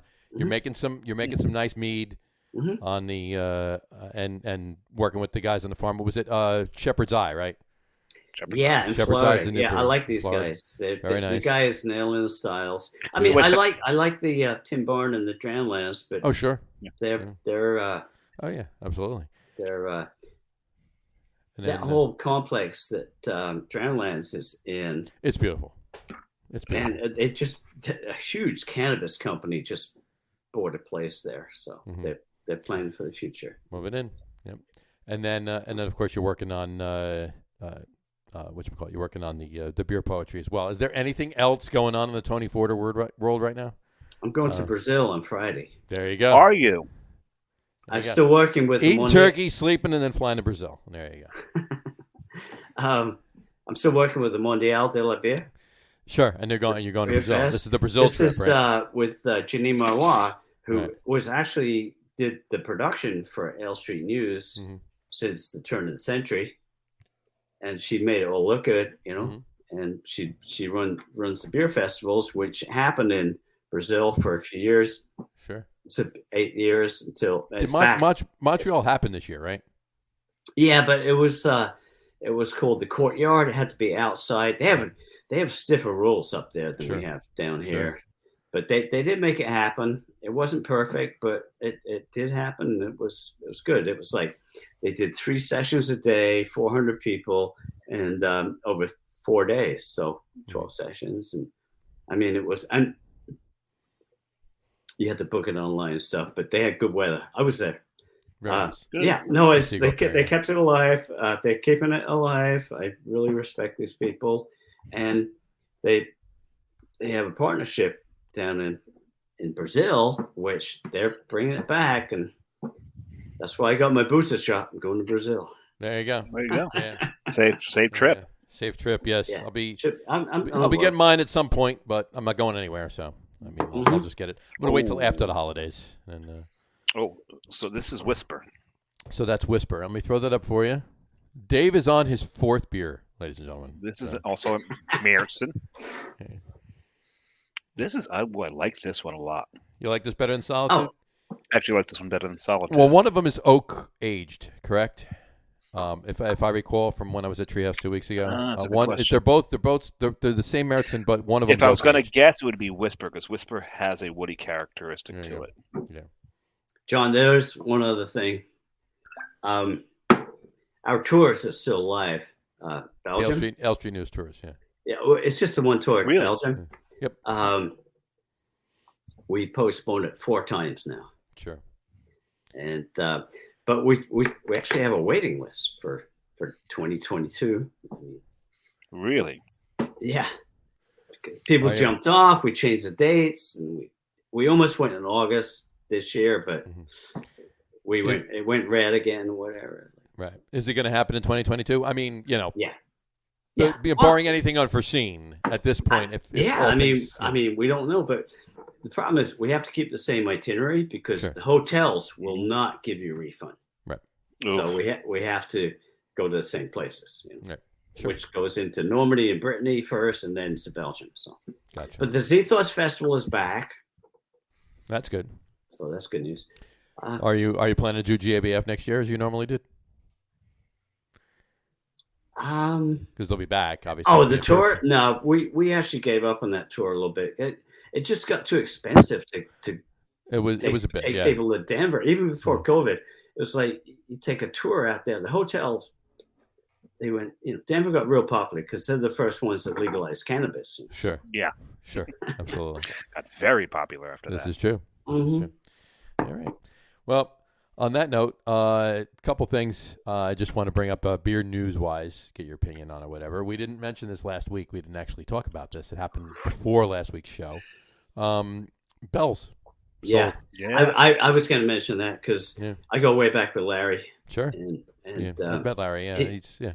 He's one of the originals. Yeah. And I did one article about him, and the headline was Larry likes to live large. You like your alliteration, don't you? Yeah, I do. Well, it's headlines, yeah. And my favorite story about Larry is it was a GABF, and he threw this huge party where he had like 12 stouts on tap. It was at the hotel. All the numbered ones? Oh, that's Schwartz. Never mind. Keep going. It was, I don't know, he had 12 different stouts, and he had a 12-piece band on the stage. And it was 12 different stouts and a 12-piece band on stage. That's great. Yeah. Or were the stouts named after all the members of the band? Right. I still Expedition, you can find it, right? Expedition in Kalamazoo, you can still find. Yep, you can still find those. Yeah. So, and then he told me when I was doing the story about him, I was like, well, my accountants told me I could never do that again. Yeah, we're going to put 12 stouts on. How's that sound? Yeah, good luck. I think probably the band thing. Right. I would. Oh, yeah, that's it. Yeah. So I'd drink every one of those stouts. Well, no, I would. I didn't have any problem with it, but anyway, so he's now stablemates with New Belgium. Right? New Belgium, yeah. We sold to it was an Australian company, Lion, purchased them, but they had already bought New Belgium, so they're in bed together there. That's what I thought. And then I found out that Lion is actually owned by Kieran. Kieran owns Lion, yes. Yeah, you're right. So they're Kieran. So the parent company of everybody is Kieran. You're absolutely right. Yeah. So, but that's big news. That's big news. Bell's is great. I mean, everything that they've made. I was out there the last time I was out in Kalamazoo a couple of years ago, 2019, before COVID. BC, before COVID. We had to wait so long to BC little O, because you can't just say BC. It's BC little O, so it's before COVID. We had to wait so long for Bell's to be available in New Jersey. I mean, yes, it took forever. It took forever. They were coming to New Jersey before they went to New York, and then they wound up being in New York for a year and a half before they were in New Jersey. Yeah, right. So it was crazy, but yeah, it took a while, but they got here, and that's been they've been in Jersey for about 3 years now, so maybe a little longer, 3.5. But yeah, they're. What do you think? It's my turn to ask questions. Go for it. What do you think is the most crazy thing that's happening craft beer lately? The most crazy thing. Got a list? Got an hour? Yeah, I was going to say there's some crazy stuff up there. I came across the hell was it? A pastry goes. Oh, yeah. Of course, I had to buy it to try it. Sure. This was in Texas. This was in Texas, of all places. Oh, God. I'm going to throw up. Pastry goes. A pastry goes. Pastry goes. I can't say that I hated it. I wish I could say I hated it. You know what? Unless they're done horribly or unless they're just ridiculously like teeth, hurting too sweet, They're all really drinkable, but Actually, they're not. it's They're one. They got to be one and done for me, or a 4-ounce pour and done for me. I can't. But do to more than me, It's just we are driving the lactose industry. yeah. I mean, I don't. I think it sounds okay. I just hate the word that they use pastry in it. Yeah, no. Yeah, Well, there's that, pastry is Always it's something got else. the candy, the fruit, and the lactose. So and throw some marshmallow vanilla in there, and you're good to go. That's And the also, pastry I part also of it. came back from that Texas trip with a pickle beer. Well, that's a different story. I'll be able over that. I love pickles. Mm-hmm. Pickle beer. That pickle beer was pretty good. And Shiner is making a pickle seltzer right now. Too. So, speaking of Texas, just had to throw that in there. But we talked about that on the show. There's a I gotta brewery in try it. Texas I gotta do- try it. I gotta There's try a it. brewery in Texas doing yogurt They are. beers. They do yogurt beers. And I'm making kombucha too. By the way, try it. kombuchas, So- yeah, there you go. Very So nice. they're getting crazy down in Texas. You know what? The styles. You know what it is. It's getting It's crazy. the heat. It's the heat. It's Or Well, because the it's always- grasshoppers are this big. It's always the heat. Grasshoppers this big, and then of course Tony Drury came on and told us about the tarantula hawks, but we weren't even Oh going to. my God, we're never going to get those. Please don't get those again. Go there. The nightmares there. finally stopped. I know. But in any event, it's all about creativity, right?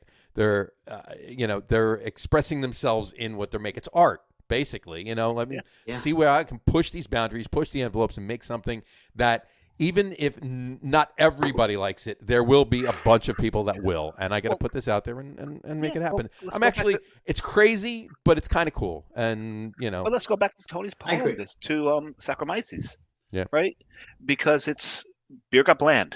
Yeah. At what point does it get too crazy, Tony? I think it's Well, already here. but- you brought it right back to where Don Yeah. was. So Yeah.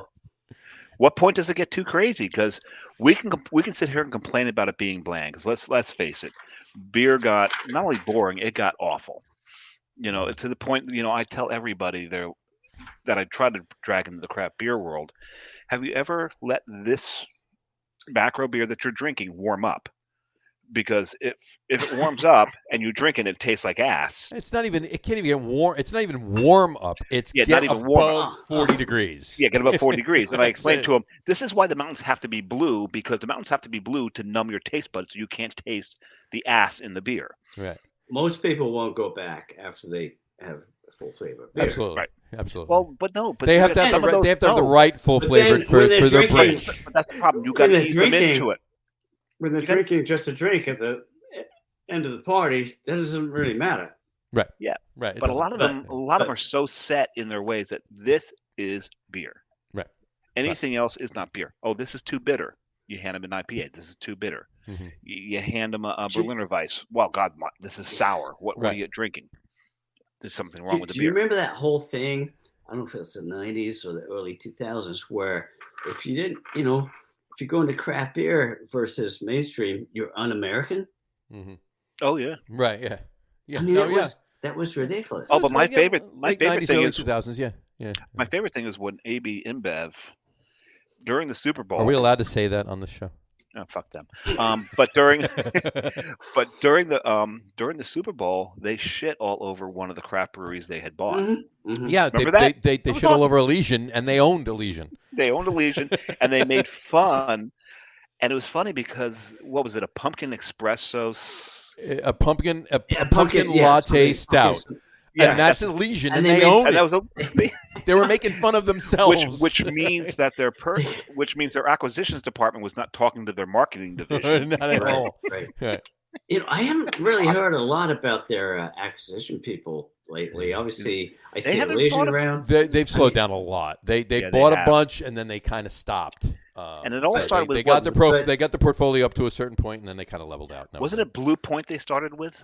They started with Blue. No, Goose Well, Island. They started Goose with Goose Island, Island. and then Was see, Blue Point? I thought Blue Point was I'm a before good Goose friend, Island. good friend of the Blue Point guy, and he's still there, Mark Burford. Yeah, see, it's and it's it's not worked out well for him. They built him a it's a $2 huge million building. brewery. It's beautiful. It's beautiful. The new I haven't building. been there yet. Yeah, no, I've been there. I've been there a couple times. It's gorgeous. And Yeah. we used to go to the Cascal. We go to the Cascal Fest every year.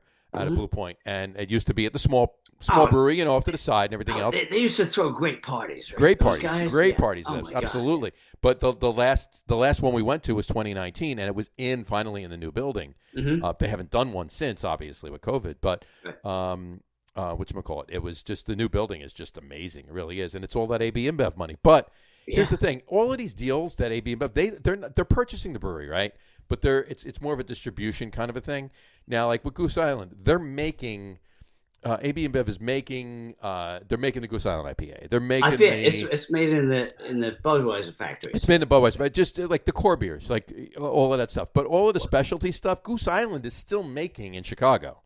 BCBS, Bud does not make BCBS. They make it in Chicago. All of the specialty stuff that Blue Point does, they're still making themselves out there. But toasted lager and stuff like that, they're making at the Budweiser. Yeah, that's why they bought Blue Point, because they wanted toasted lager. They want a toasted lager, yeah. Great beer. Yeah. I mean, Goose Island IPA is a global brand. I see. Sure, it's everywhere. It's everywhere, yeah. And they destroyed that, and they destroyed 312 Urban Ale. 312 Urban Wheat, yeah. Urban Wheat, and there was both. There was the Urban Wheat and the Urban Ale, yeah. But 312, they destroyed it. That beer I used to gateway so many people, and I can't use it anymore because it's not what it was. No, it's not. No, not even close. I haven't been on an airplane internationally lately, but they did have Goose Island last time they flew internationally, and I was like, all right, I'll get it. It's not what it was. It's not what it was. No, of course not. No. So. Goose Island IPA used to be one of the standards, and it's just dropped off. It is. It's not. Look, here's the thing. Like, I mean, this is in no way, shape, or form, putting anybody down or up or lifting anybody else. But, Goose Island IPA was it was a solid IPA. It was the standard IPA. It was the standard IPA out of the Midwest. Right. Yeah. Was it the best IPA in the world? No. But was it a solid IPA? Yeah. It had that malty body. Yeah. Right. I did. It's like an English IPA. Okay it was a great English style IPA. Yeah. Exactly. Yeah. But now it's just AB InBev. Right. There you go. So. Right. All right. Anyway, John, you asked for the top 3. Yeah. That's what we're gonna get to right now. I didn't want to rush you. I was right here. You beat me to the segue, Tony. It was the intake of breath that John had was segueing right into that. And you cut him. I told John I don't know if I can do an hour. We're an hour and a half. Half into it right now. So. We're trust me. We're going to hit 2, Tony. We can talk. Yeah. This is what happens when you get 3 OGs together talking beer. This is fun. Yeah, it just keeps going. It just keeps going. The first time we talked to Tony. Right. The other Tony Drury. Other Tony Drury, yeah. He's an OG down there and down south, yeah. And we just really just you just want to keep talking. You do. I know. And keep going, but I've got another poem, but that's a finish because it's kind of not really beer related. It's more COVID. So. But anyway. So this is like we've been drinking holiday beers. Tony's drinking a couple of holiday beers. I'm not. Beer Summer has not. Okay, yeah. but because I you know why? Because 2 days from now is Thanksgiving. I'm not drinking holiday beer until after Thanksgiving. Because I do. I have a couple. I was pregame Thanksgiving. Do you have your damn tree up already? I do not have my damn tree up already. Then why are you drinking holiday beers? We actually have a damn tree up already. You have the damn tree. It's not decorated already. But I will tell you this though. Okay. The Christmas Village, Jess sets up the Christmas Village this weekend. Okay, the tree will get set up either next week or the following weekend, but this weekend is the Christmas Village setup, but it's after Thanksgiving. It's after Thanksgiving. Yeah, it's after Thanksgiving, right? But wait until Christmas season did not start until you saw Santa in the Thanksgiving at the Macy's parade, right? Exactly. Here's the thing. I always have a couple of beers just leading up to Thursday, and then I start my holiday beer tradition on Thanksgiving. That's what I do. I had these tonight because this is the holiday beer show, right? And we're gonna culminate the holiday beer show with our top 3. Consummate. Culminate. I said culminate. Consummate. Consummate. We're not going to consummate anything. I hope anyway. Just checking what you said there. Well, separately later maybe, but not on the show. So I may have had too much for that. I'm too old. Anyway, but anyway, our I sense an open to a show soon in that segment. Yeah, that would be favorite. Anyway, all right. Our top 3 list tonight. And Tony, we do a top 3 list, and we tell everybody that's on the show this every week. Why do we do a top 3? We started way back before, over a year and change ago, before we started having guests. Way back. Way back, yeah. When it was just Dave and I, so it's 33. 1933, we pay tribute to Prohibition. You started this. You started this show in 1933. Yes, it's been on the internet the whole time. Amazing that we look good for a race, don't we? Really. So anyway, but and also why a top 3 list, because the top 10 would take too long. So there you go. So and Dave and I usually get about 8 or 10 into our top 3 list anyway. Yeah. I mean, 5 would be good for me. Yeah. So.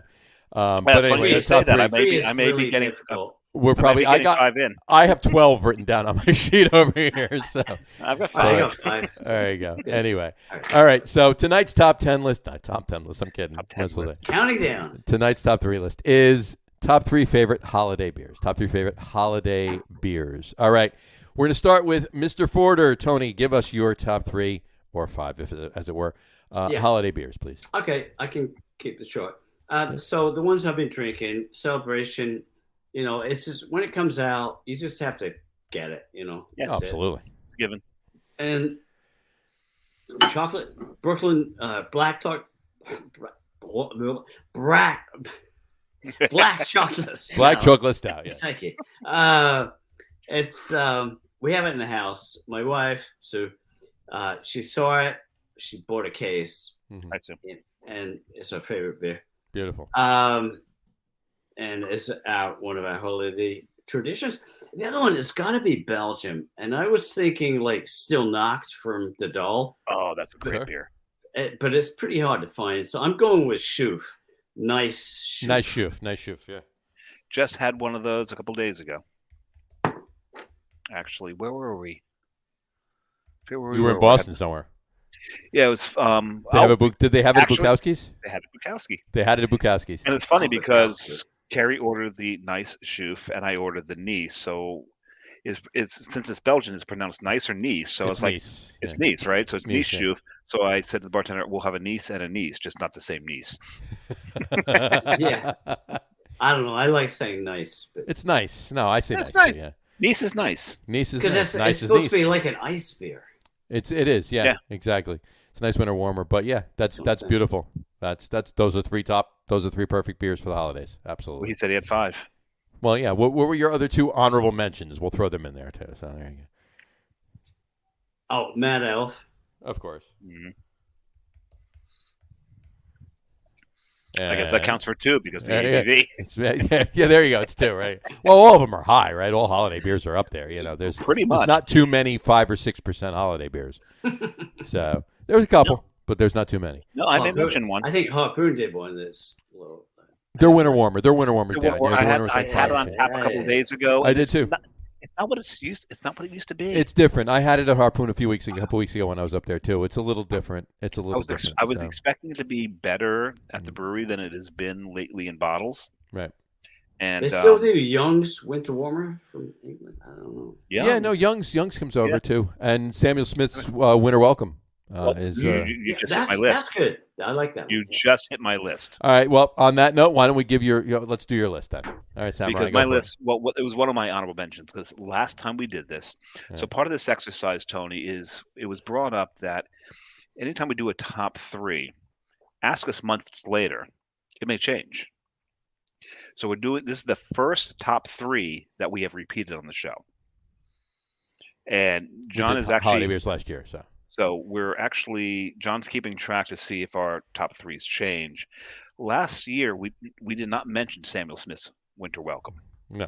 And it is one of the classics. It's one of the originals. It's a beautiful beer. It is probably one of the lightest of the Winter Welcomes you're ever going to come across. Sure. Mm-hmm. It's one of the easiest to drink, for sure. Mm-hmm. You can sit and you can pound a whole bunch of those down compared to even the Harpoon. So nice. Labels are great, right? The label's beautiful on that, right? Beautiful, yeah. So that's, so I had to bring that up because it's an honorable mention. And I had to bring up a local. because, and I didn't realize that this is really technically a winter warmer, is Carton's Decoy. Okay. Oh, Carton Decoy is a It's a winter warmer. Winter warmer, absolutely.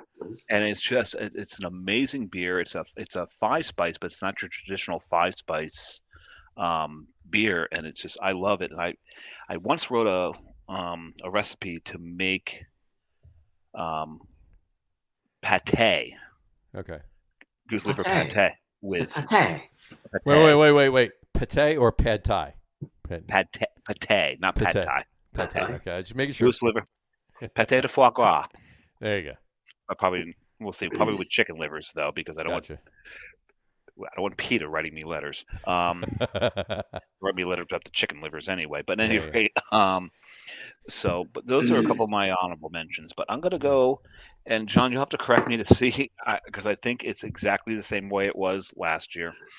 Number 3 is Anchor's Merry Christmas and Happy New Year beer. Mhm. Somebody just fart? No. No. Okay. Maybe you. Wasn't me. But that beer It was that Mad Elf. That was the Mad Elf did it. Maybe somebody else said his story. There you go. But, We didn't but hear it, so thanks for letting us know. Oh, I'll have to listen to the playback. But We got Anchor's- stories about other stuff, Oh, other God, bodily there's- functions on the show. there so- are days. yeah, I mean, Anchor's always been amazing. Solid, Different yeah, absolutely. Beer every year. But you it know. ages so well too, right? Does, yeah. I think I've done verticals on that before. I've got. Mhm. What's my Several years. vertical back to? I forget what my vertical's back to, but my For Anchor, for Anchor, it's back a little bit. It might be to 2014. we did in 2013. We did a vertical back to 96 every year. Wow, We had that's 96 through 2013. Wow. And I got to be honest with you, the best one of all of them, and in 2013, the best one of all of them was 98. Wow, The worst one of all of them was 99. really? Yep. Yeah, some of them actually don't last as well as the others, but it's always a safe bet. Yep. Yeah, I'm going to So- say it's about 2000 where I visited my friend Simon in San Francisco. He's a Brit like me. Sure. We went to high school together, whatever. And he's like, "Oh, yeah, you got this beer newspaper. Oh, wait, somebody gave me this case of Anchor, and it was all the years." I was like, Oh, really? That's Jesus. awesome. That's kidding awesome. me? That's awesome. And we went through all, and I don't remember exact. I wrote an article about it. I can look it up. Yeah, you can't. I have- After the 5th one, you probably don't I remember have much. in my cellar right now. I have a mag. It's I have not, it's not that strong. I have a Most of Magnum. mine. But if have a- you're sharing, yeah. I have a Magnum of it's 5-year-old. It's 2016. I have a Magnum of Anchor. And I'm going to be over when Christmas. he opens that thing. There So, you so I now we're ain't drinking a getting, Magnum by myself, so somebody has to drink it. so now to my number 2, and John just drained my number 2, There you go. which is Saint Bernardus. Yeah. That is, it's classic. It's a beautiful beer, I spot got on it. every time. It's the same beer every year, Oh, yeah. unlike Anchor, which changes their recipe a little bit. Well, that's every year. it's specifically done that way. St. Yeah, Bernardus no, is they're spot supposed to. on. They're There's supposed to, consistency right. there. Yeah, it's supposed to be there. Yeah. So, but my It's number, basically the ABT 12 with added stuff, right? Right. yeah, pretty much, yep. Yeah. Absolutely. And then my number 1 never changes because I'm a stout whore through and through, and that would be Prairie's Christmas Bomb. I love that There beer. you go. Prairies, but can everyone get the prairie? So We get it in Jersey now. Get in Jersey now. Prairie's in Jersey now. Okay. So, Yeah, it's a hard one because it comes out of Oklahoma. You don't get a lot of distribution out of Oklahoma, Oklahoma. Sorry. That's, where the wind's rolling down the well, plain. no, that was a Dirty Rotten Scoundrels Yes. reference that I was making. So now, John, I know you. Oklahoma. Now I know you're keeping track, John. How does that compare to All right. mine from last year? How does it compare to yours from last year? Okay, this year I got them both down here. This year your top 3 is number 3 is Anchor Christmas. I'm Yep. sorry, Merry Christmas and Happy New Year. If you want to Yep. be specific. Number 2 is St. Bernardus Christmas Ale, and number 1 is Prairie Christmas Bomb. Last year your Yeah. top 3 was number 3 was Anchor Merry Christmas and Happy New Year. Number 2 was St. Bernardus Christmas Ale, and number 1 was Prairie Christmas Bomb. So, there you go. I told you. I think. There I you go. think This guy's Your just palate's stick in the pretty mud. set. He's just stick in the mud. Your I pal's just pretty stayed set. There you go. All right. So mine has changed, and I'm gonna tell you, I didn't cheat. I put down my top 3 for this year. I never Right. even looked at it. I put down my top 3 for this year. I looked afterwards, obviously, because I had to look for the show. But I looked afterwards. Mine has changed. Well, my number 1 didn't change, but my other Yeah, 2 it's did. number 1. My number 1 doesn't change. Number one never changes, right? Number 1 changes. Okay, so here's my number 3 is no honorable mentions at all. oh, I got a bunch of honorable mentions. I'll talk about them first. Okay. I'll Sorry, talk about asked. 2. I'll talk about 2 honorable mentions afterwards, and you'll see why then. But Okay. Course and Donk's a great That is a Christmas ale as fantastic. well. Yes, it is. Delirium Noel is pretty damn good too. Mad And you Elf, know what? obviously. And you got to if you're going to stick in the Belgians, you got to go with Fenton's Hive. Hey, Vince, good, absolutely. Yeah. Mad Elf, obviously, hot on the show. It's a great beer.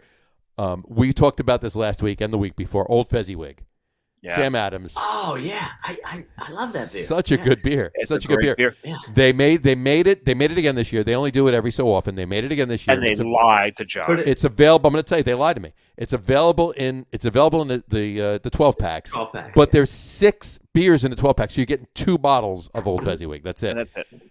I was at the Boston tap room, by Faneuil Hall, by Quincy Market there a couple weeks ago, and they told me within a week they'll actually have it on tap, and they'll have crowler fills, and they'll have 4-pack 16-ounce cans of Old Fezziwig there for sale. So I week told later- Dave. A week Thank later, you for mentioning that beer. I That's really great. like that beer. I told Dave. Dave was up there this past weekend. They did not have it. So either they got delayed or lied. what, I don't know. But they did. Oh shit! They flat out told me straight out. They weren't like, oh, we might have it. They told me it'll be there. It'll be there in like It's a week. either that or I lied to John because I didn't want to mule it down. Well, if that's the case, then I'm gonna kill you. I'm joking. I'm gonna have to kill I you. actually looked at the bartender and went, "You lied to my friend." What did he say? He's like, "Well, I wasn't the one who lied to him. I said, it doesn't matter. You represent the brewery. I have to kill you now." It's a mistake. Well, I mean, the moral of the story is going to have to be I'm going to have to buy 4 12-packs, right? Just so I can have 8 Old Fezziwigs, and I'll just have to drink the rest of the stuff throughout the winter. That's all. So Yeah, that's works. it's all good. So anyway, so Old Fezziwig's good, and then throughout there, you say Anchor, Merry Christmas and Happy New Year. It's such a good beer. 2 Xmas is a decent beer too. It's made after It is. a Scandinavian Glog. It's modeled Yeah. after. It's a really tasty beer, and of course, Prairie Christmas is tasty too. But all right, mine. Here we go. My number 3, Avery Old Jubilation. It's a great beer. That's a Oh, great yeah. beer. Yeah, it's Good. so tasty. It's a dark, nice winter warmer. It's really, really. Chewy. It's such a good drink. It's really good. My number 2. And unlike some of their other beers, even though it's higher ABV, it's not. It's not way up there. It's like 8%. Yeah. It's like Yeah. 8%. Right. It's Yeah. good. It's It's a little reached- higher, not 50. but just drink like it's really Yeah. nice. It's really For, good beer. for Avery, that's restraint. That's restraint big time for Avery. Yeah. They really pulled it back. Yeah. Tony, we did at the beginning of COVID. We did this. We did a few of them, but the first one we did was we had like 8 or 10 of us on like Facebook video, God. and we did like a virtual bottle share, right? And we started at 7. I think we finished at 2 in the morning. By like midnight, it was like, just get a bottle out of the fridge, whatever it is. I got handed, and I didn't even realize it was like a 17.5% Avery Stout at that point. I'm halfway through drinking it. I'm like, what did you grab? Was that the Beast? It was. No. I forget what it was. I I know it's Rumpkin. Was it Rumpkin? It might have been Rumpkin, It might have been yeah. Rumpkin. Rumpkin, It might have been yeah. Rumpkin. Yeah, it might have been Yeah, it was Rumpkin. Yeah. Yeah. So anyway, Avery Old Jubilation's number 3. Number 2, St. Bernardus Christmas Ale. I just drank it. It's Only number 2, huh? Okay. only number 2 It's my number 2. because my number 1, you Is- drank 2 or 3 of them tonight on the show. Sierra Nevada Christmas Ale. Yeah. Christmas Ale. I'm sorry. Celebrate. Celebration. Wow. Celebration Ale. Well, I'm reading. we'll I'm forgive looking you. while I'm talking to you. I'm looking at the words Christmas Ale. That's why I said it. Sierra We'll Nevada forgive you that Celebration. You had 2 very high. This is ABV true too. beers. Thank you very much. I appreciate it. Sierra Nevada Christmas Ale. I didn't have that. They made one. Yeah. No, Sierra Nevada Celebration. I Sierra drink it. Nevada I made a winter literally, warmer.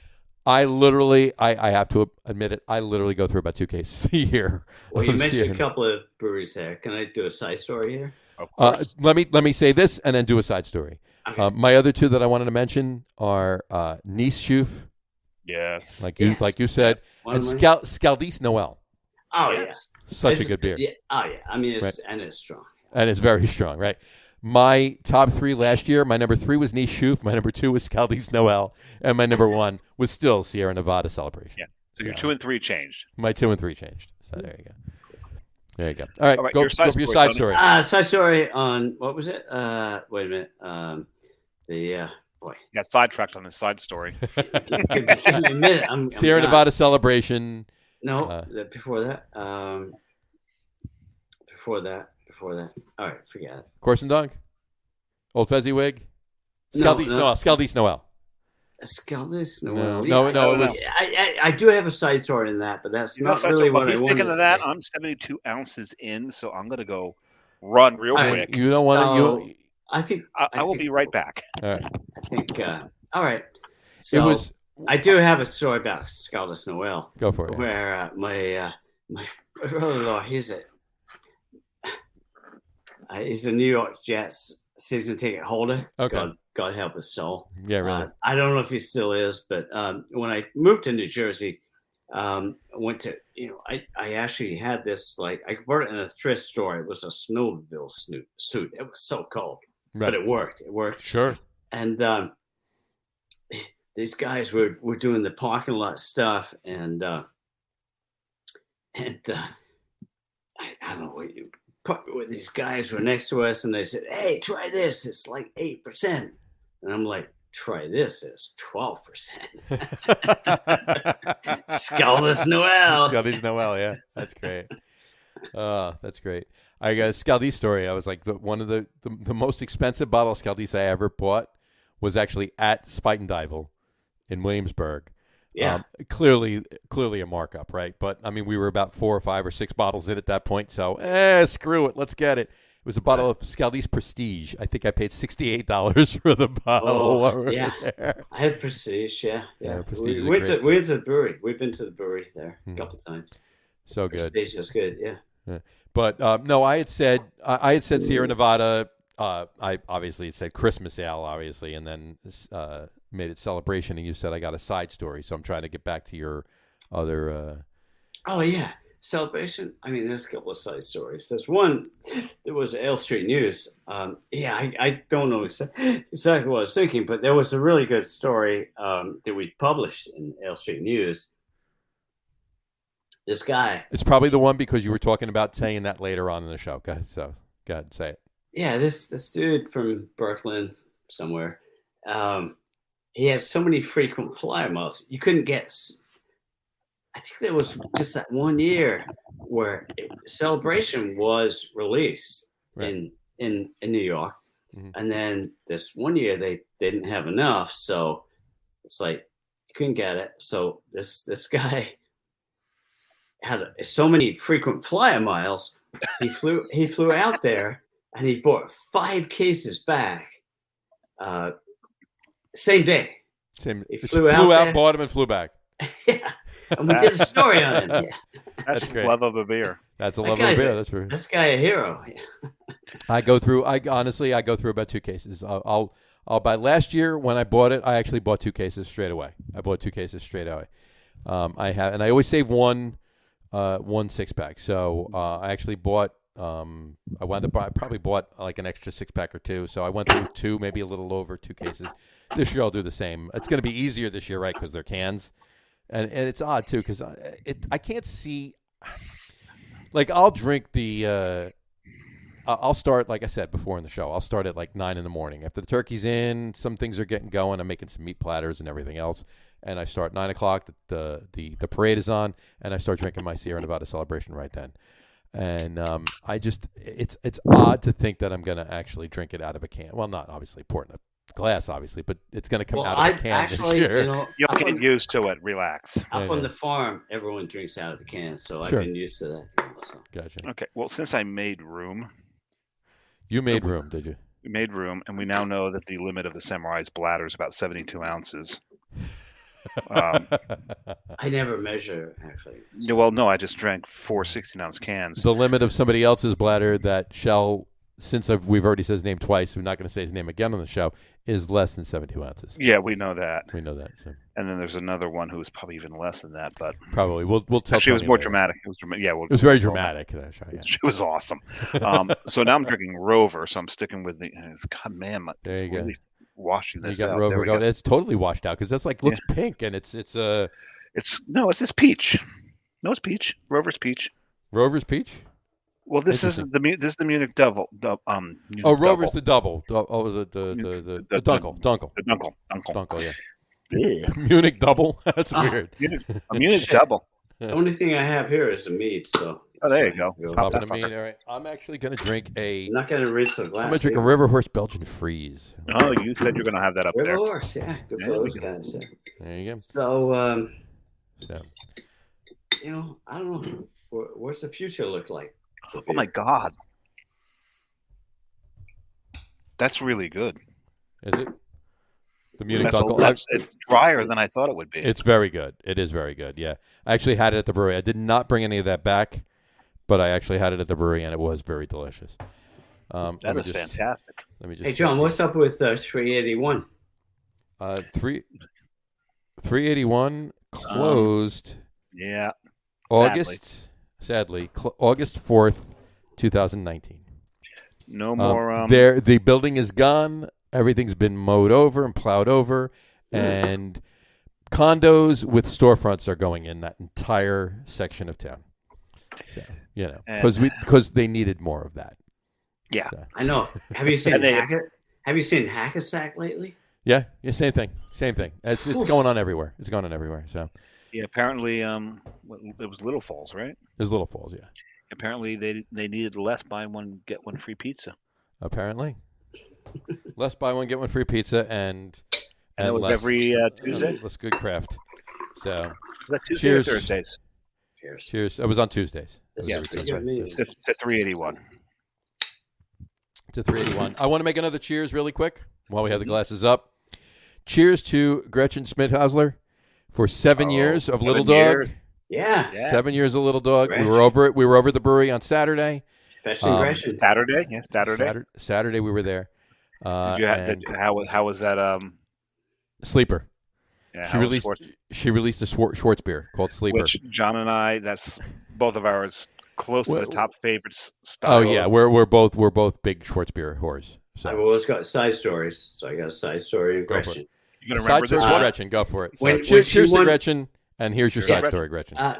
When she won the medal for her coffee stout, was it like out of the GABF? I think so. Yeah. At Basil Teas. That's when she was Basil Teas. Yeah, she was at Basil Teas, and she said that we used to sell these like beer goddess thongs.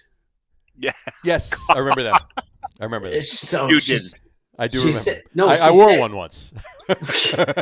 She said she was wearing it when she received that medal. Was she really? I can see her turning beet red right now.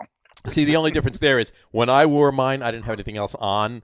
She probably did. So, and they gave John a medal to take it off and put something else on. Not to take it off. Put something else on. Yeah. This isn't really going where I wanted. That's kind of the theme of the show. There you go. So, it's great. You never know where it's going to go. Fucking 2 hours in here. Is it ever going to end? There you go. It's gonna. Well, we got to finish these beers. This will end it. This is a really heavy poem. This is pretty good. So, no, it's not beer related, but I read enough poetry. You don't have to have it. No, go for it. Go for it. COVID poem. Go give the COVID poem.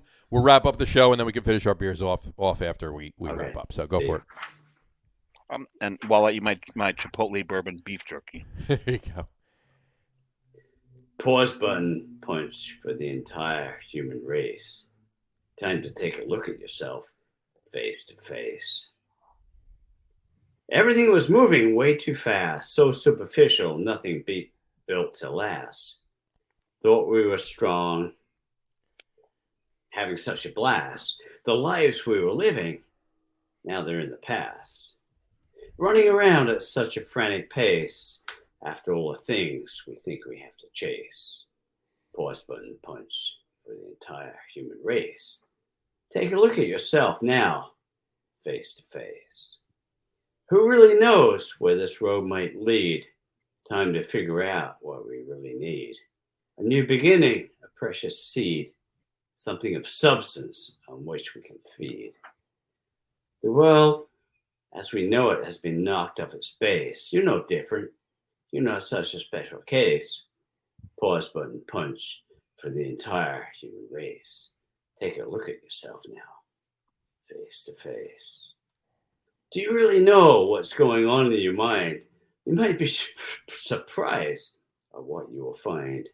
Most of us walk around unconsciously blind, but it doesn't take much to live consciously kind. We all have some things we'd like to erase. Just think about things you ought to embrace. Pause button punch for the entire human race. Time to take a look at yourself, face to face. There you go. Wow. And unfortunately, face-to-face became Zoom calls. Yeah. Mm-hmm. Mm-hmm. There was very little face-to-face. Mm-hmm.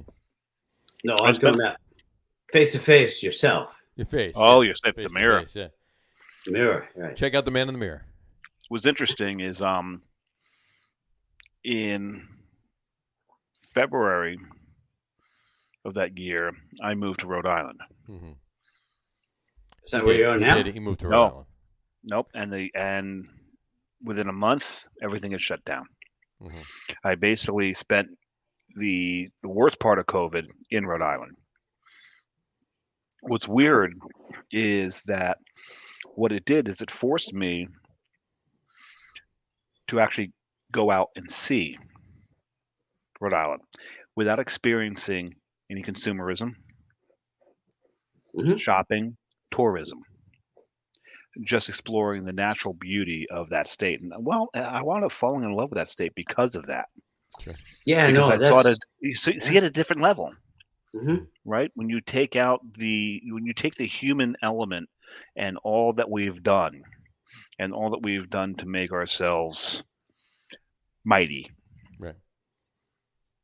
and take that away and just strip it down to it's just me out on the trails, the coastline, seeing just the natural beauty without that human intervention.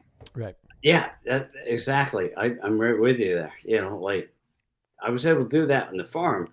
When, Yeah. when COVID hit, I was in my trailer up on the farm and just walking around, feeling nature. Yeah. Yeah. Yeah. And you became attuned to this planet that could so easily destroy us. Yep. I spent a bunch of time, a lot of time, down. I mean, I'm 4.5 blocks from the beach, from the sand and the ocean, Mhm. and I spent a ton of time early on in COVID. Just take a walk up, sit on the boardwalk, or just even go down on the beach and just stand, by the ocean, just checking it out, and Yeah, it was down in Belmont. the waves are such a calming influence. Yeah. They really are. But so is the wind through the trees. That's true. Right. But we when we first started the podcast, Dave was up in Rhode Island, and a lot of the first shows that we did, he actually did from his rooftop up in the on where he was living In Pawtucket. In Pawtucket, yeah, he was up on the roof, and I just remember one show That where was it awesome. was like a thunderstorm coming up, and like a tornado came by, and It was almost a tornado. The table he was sitting at. He grabbed his phone as the table got pulled away and wound up down in the courtyard. So it flew. I was sheltering under a table on the roof. It's like they call it microburst. this is during the Yeah. podcast. Well, it was during the audio portion of it. We were It's a doing the audio shame we portion. weren't doing the We video. weren't doing video yet. We were just doing because the that audio. would yeah. have been That would have fantastic. been great. I would have loved that. That would have been Guys. awesome. I might have to leave. So we're gonna wrap it up anyway. So Yeah, sit tight. On that note, sit tight. I'm gonna wrap up the show. We'll talk to you for a couple of seconds, and then we're gonna wrap it up. Yep. So don't go anywhere. Don't sign off. Tony, thank you so much for coming on. This has It's been an been awesome fun. show. Yeah. This has been a great show. Oh, it's been awesome. a blast. Really enjoyed it. Absolutely. And bringing the 'Cause flute out what? on the show. Not for nothing. It's rare that we have someone who's been in it longer than we have. Right.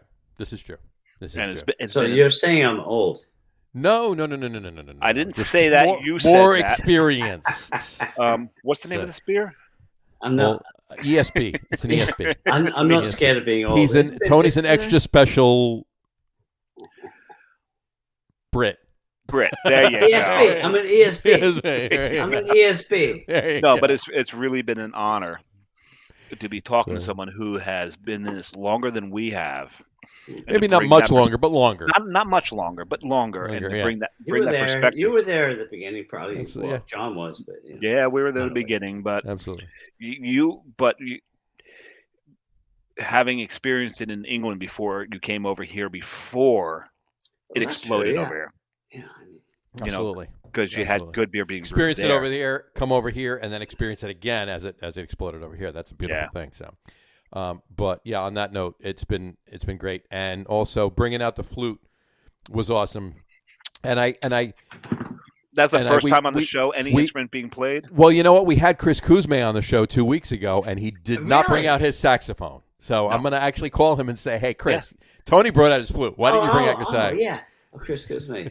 I'm thinking like Chris Chavo up at Shepherd. No, Chris is Haywood Brothers. Yeah. Yeah, so that'd be All right. great. I'll give you. All right. When you finish, I'll give you a. Are you send gonna- out. You play Are us you out. I'll finish the are you gonna- outro. I'll play Are you going out. to play us out? Are you going to do any Ian Anderson for us? Do a little Ian Anderson. There you go. No. Yeah. All right. So let me do the outro, if you will, and then you can play us out. Here Okay. comes the There you go. litany. We'll wrap up the show for today on that point. We want This to is thank the- everybody for The watching. litany. Don't forget to visit our website. Anyway, for those of you just listening to the audio podcast, you screw me up. We want to What's thank our everybody for website? watching, What's our and for those of you just listening to the audio podcast, thanks for listening. Don't forget to visit our website, www.loggerroom.com. That's LAGERROOM.com. And please remember, like us and follow us on all of our social media, Facebook, Twitter, Instagram, and our YouTube channel. Of course, all of them are at The Logger Room. Remember, we go live with the video podcast on both Facebook and YouTube every Tuesday evening at around 6:30 Eastern Time. Man, And for those, why do you do that? He used to say at 6:30, and then I so you add could say ish. Right. And now he's thrown I away just my changed ish. it. Oh, I'm sorry. Okay, at 6:30 Eastern. Ish. Thank you. Bang. For those of you that just want to listen to the audio podcast, you can do so on Apple Podcasts, Spotify, TuneIn, Stitcher, and Google Podcasts. Plus, the show is now available on Amazon Music Podcasts and iHeartRadio as well. And if you haven't done so already, please subscribe to one or more of those feeds, and you will never miss a show. Again, thanks for following along with us. Have a great rest of your week. Have a wonderful and very happy and big filling Thanksgiving. Happy Thanksgiving, Put on everybody. at least 7 pounds each. And At John, least 7. I'm thinking 10 because that's where I'm John, going. you just impressed me that 2 10% beers. And Plus I'm drinking the Belgian freeze. plus the Belgian freeze, which is 8. So and there you you made go. it through the litany pretty damn well. Pretty good, right? Exactly. Thank you so much, Tony, for coming on the show. This has been awesome. Don't forget to visit Tony's website, lstreetnews.com, of course. That's parked right now, but make sure you visit www.limetree Roadside Pub Cafe. That's Limetree Roadside Pub Cafe.com. We will put it up on the Facebook page, and we will put it up on the website as well. So check that out. Again, have a wonderful Tony. Have a great, happy Thanksgiving. Have a wonderful Tony. Have a wonderful, Tony. Have a wonderful Thanksgiving. Everybody have a great Thanksgiving. Have a wonderful weekend. Drink a lot of beer. Drink responsibly. And we will talk to you soon, folks. Cheers. Take care. Happy Thanksgiving, folks. Tony, play us out.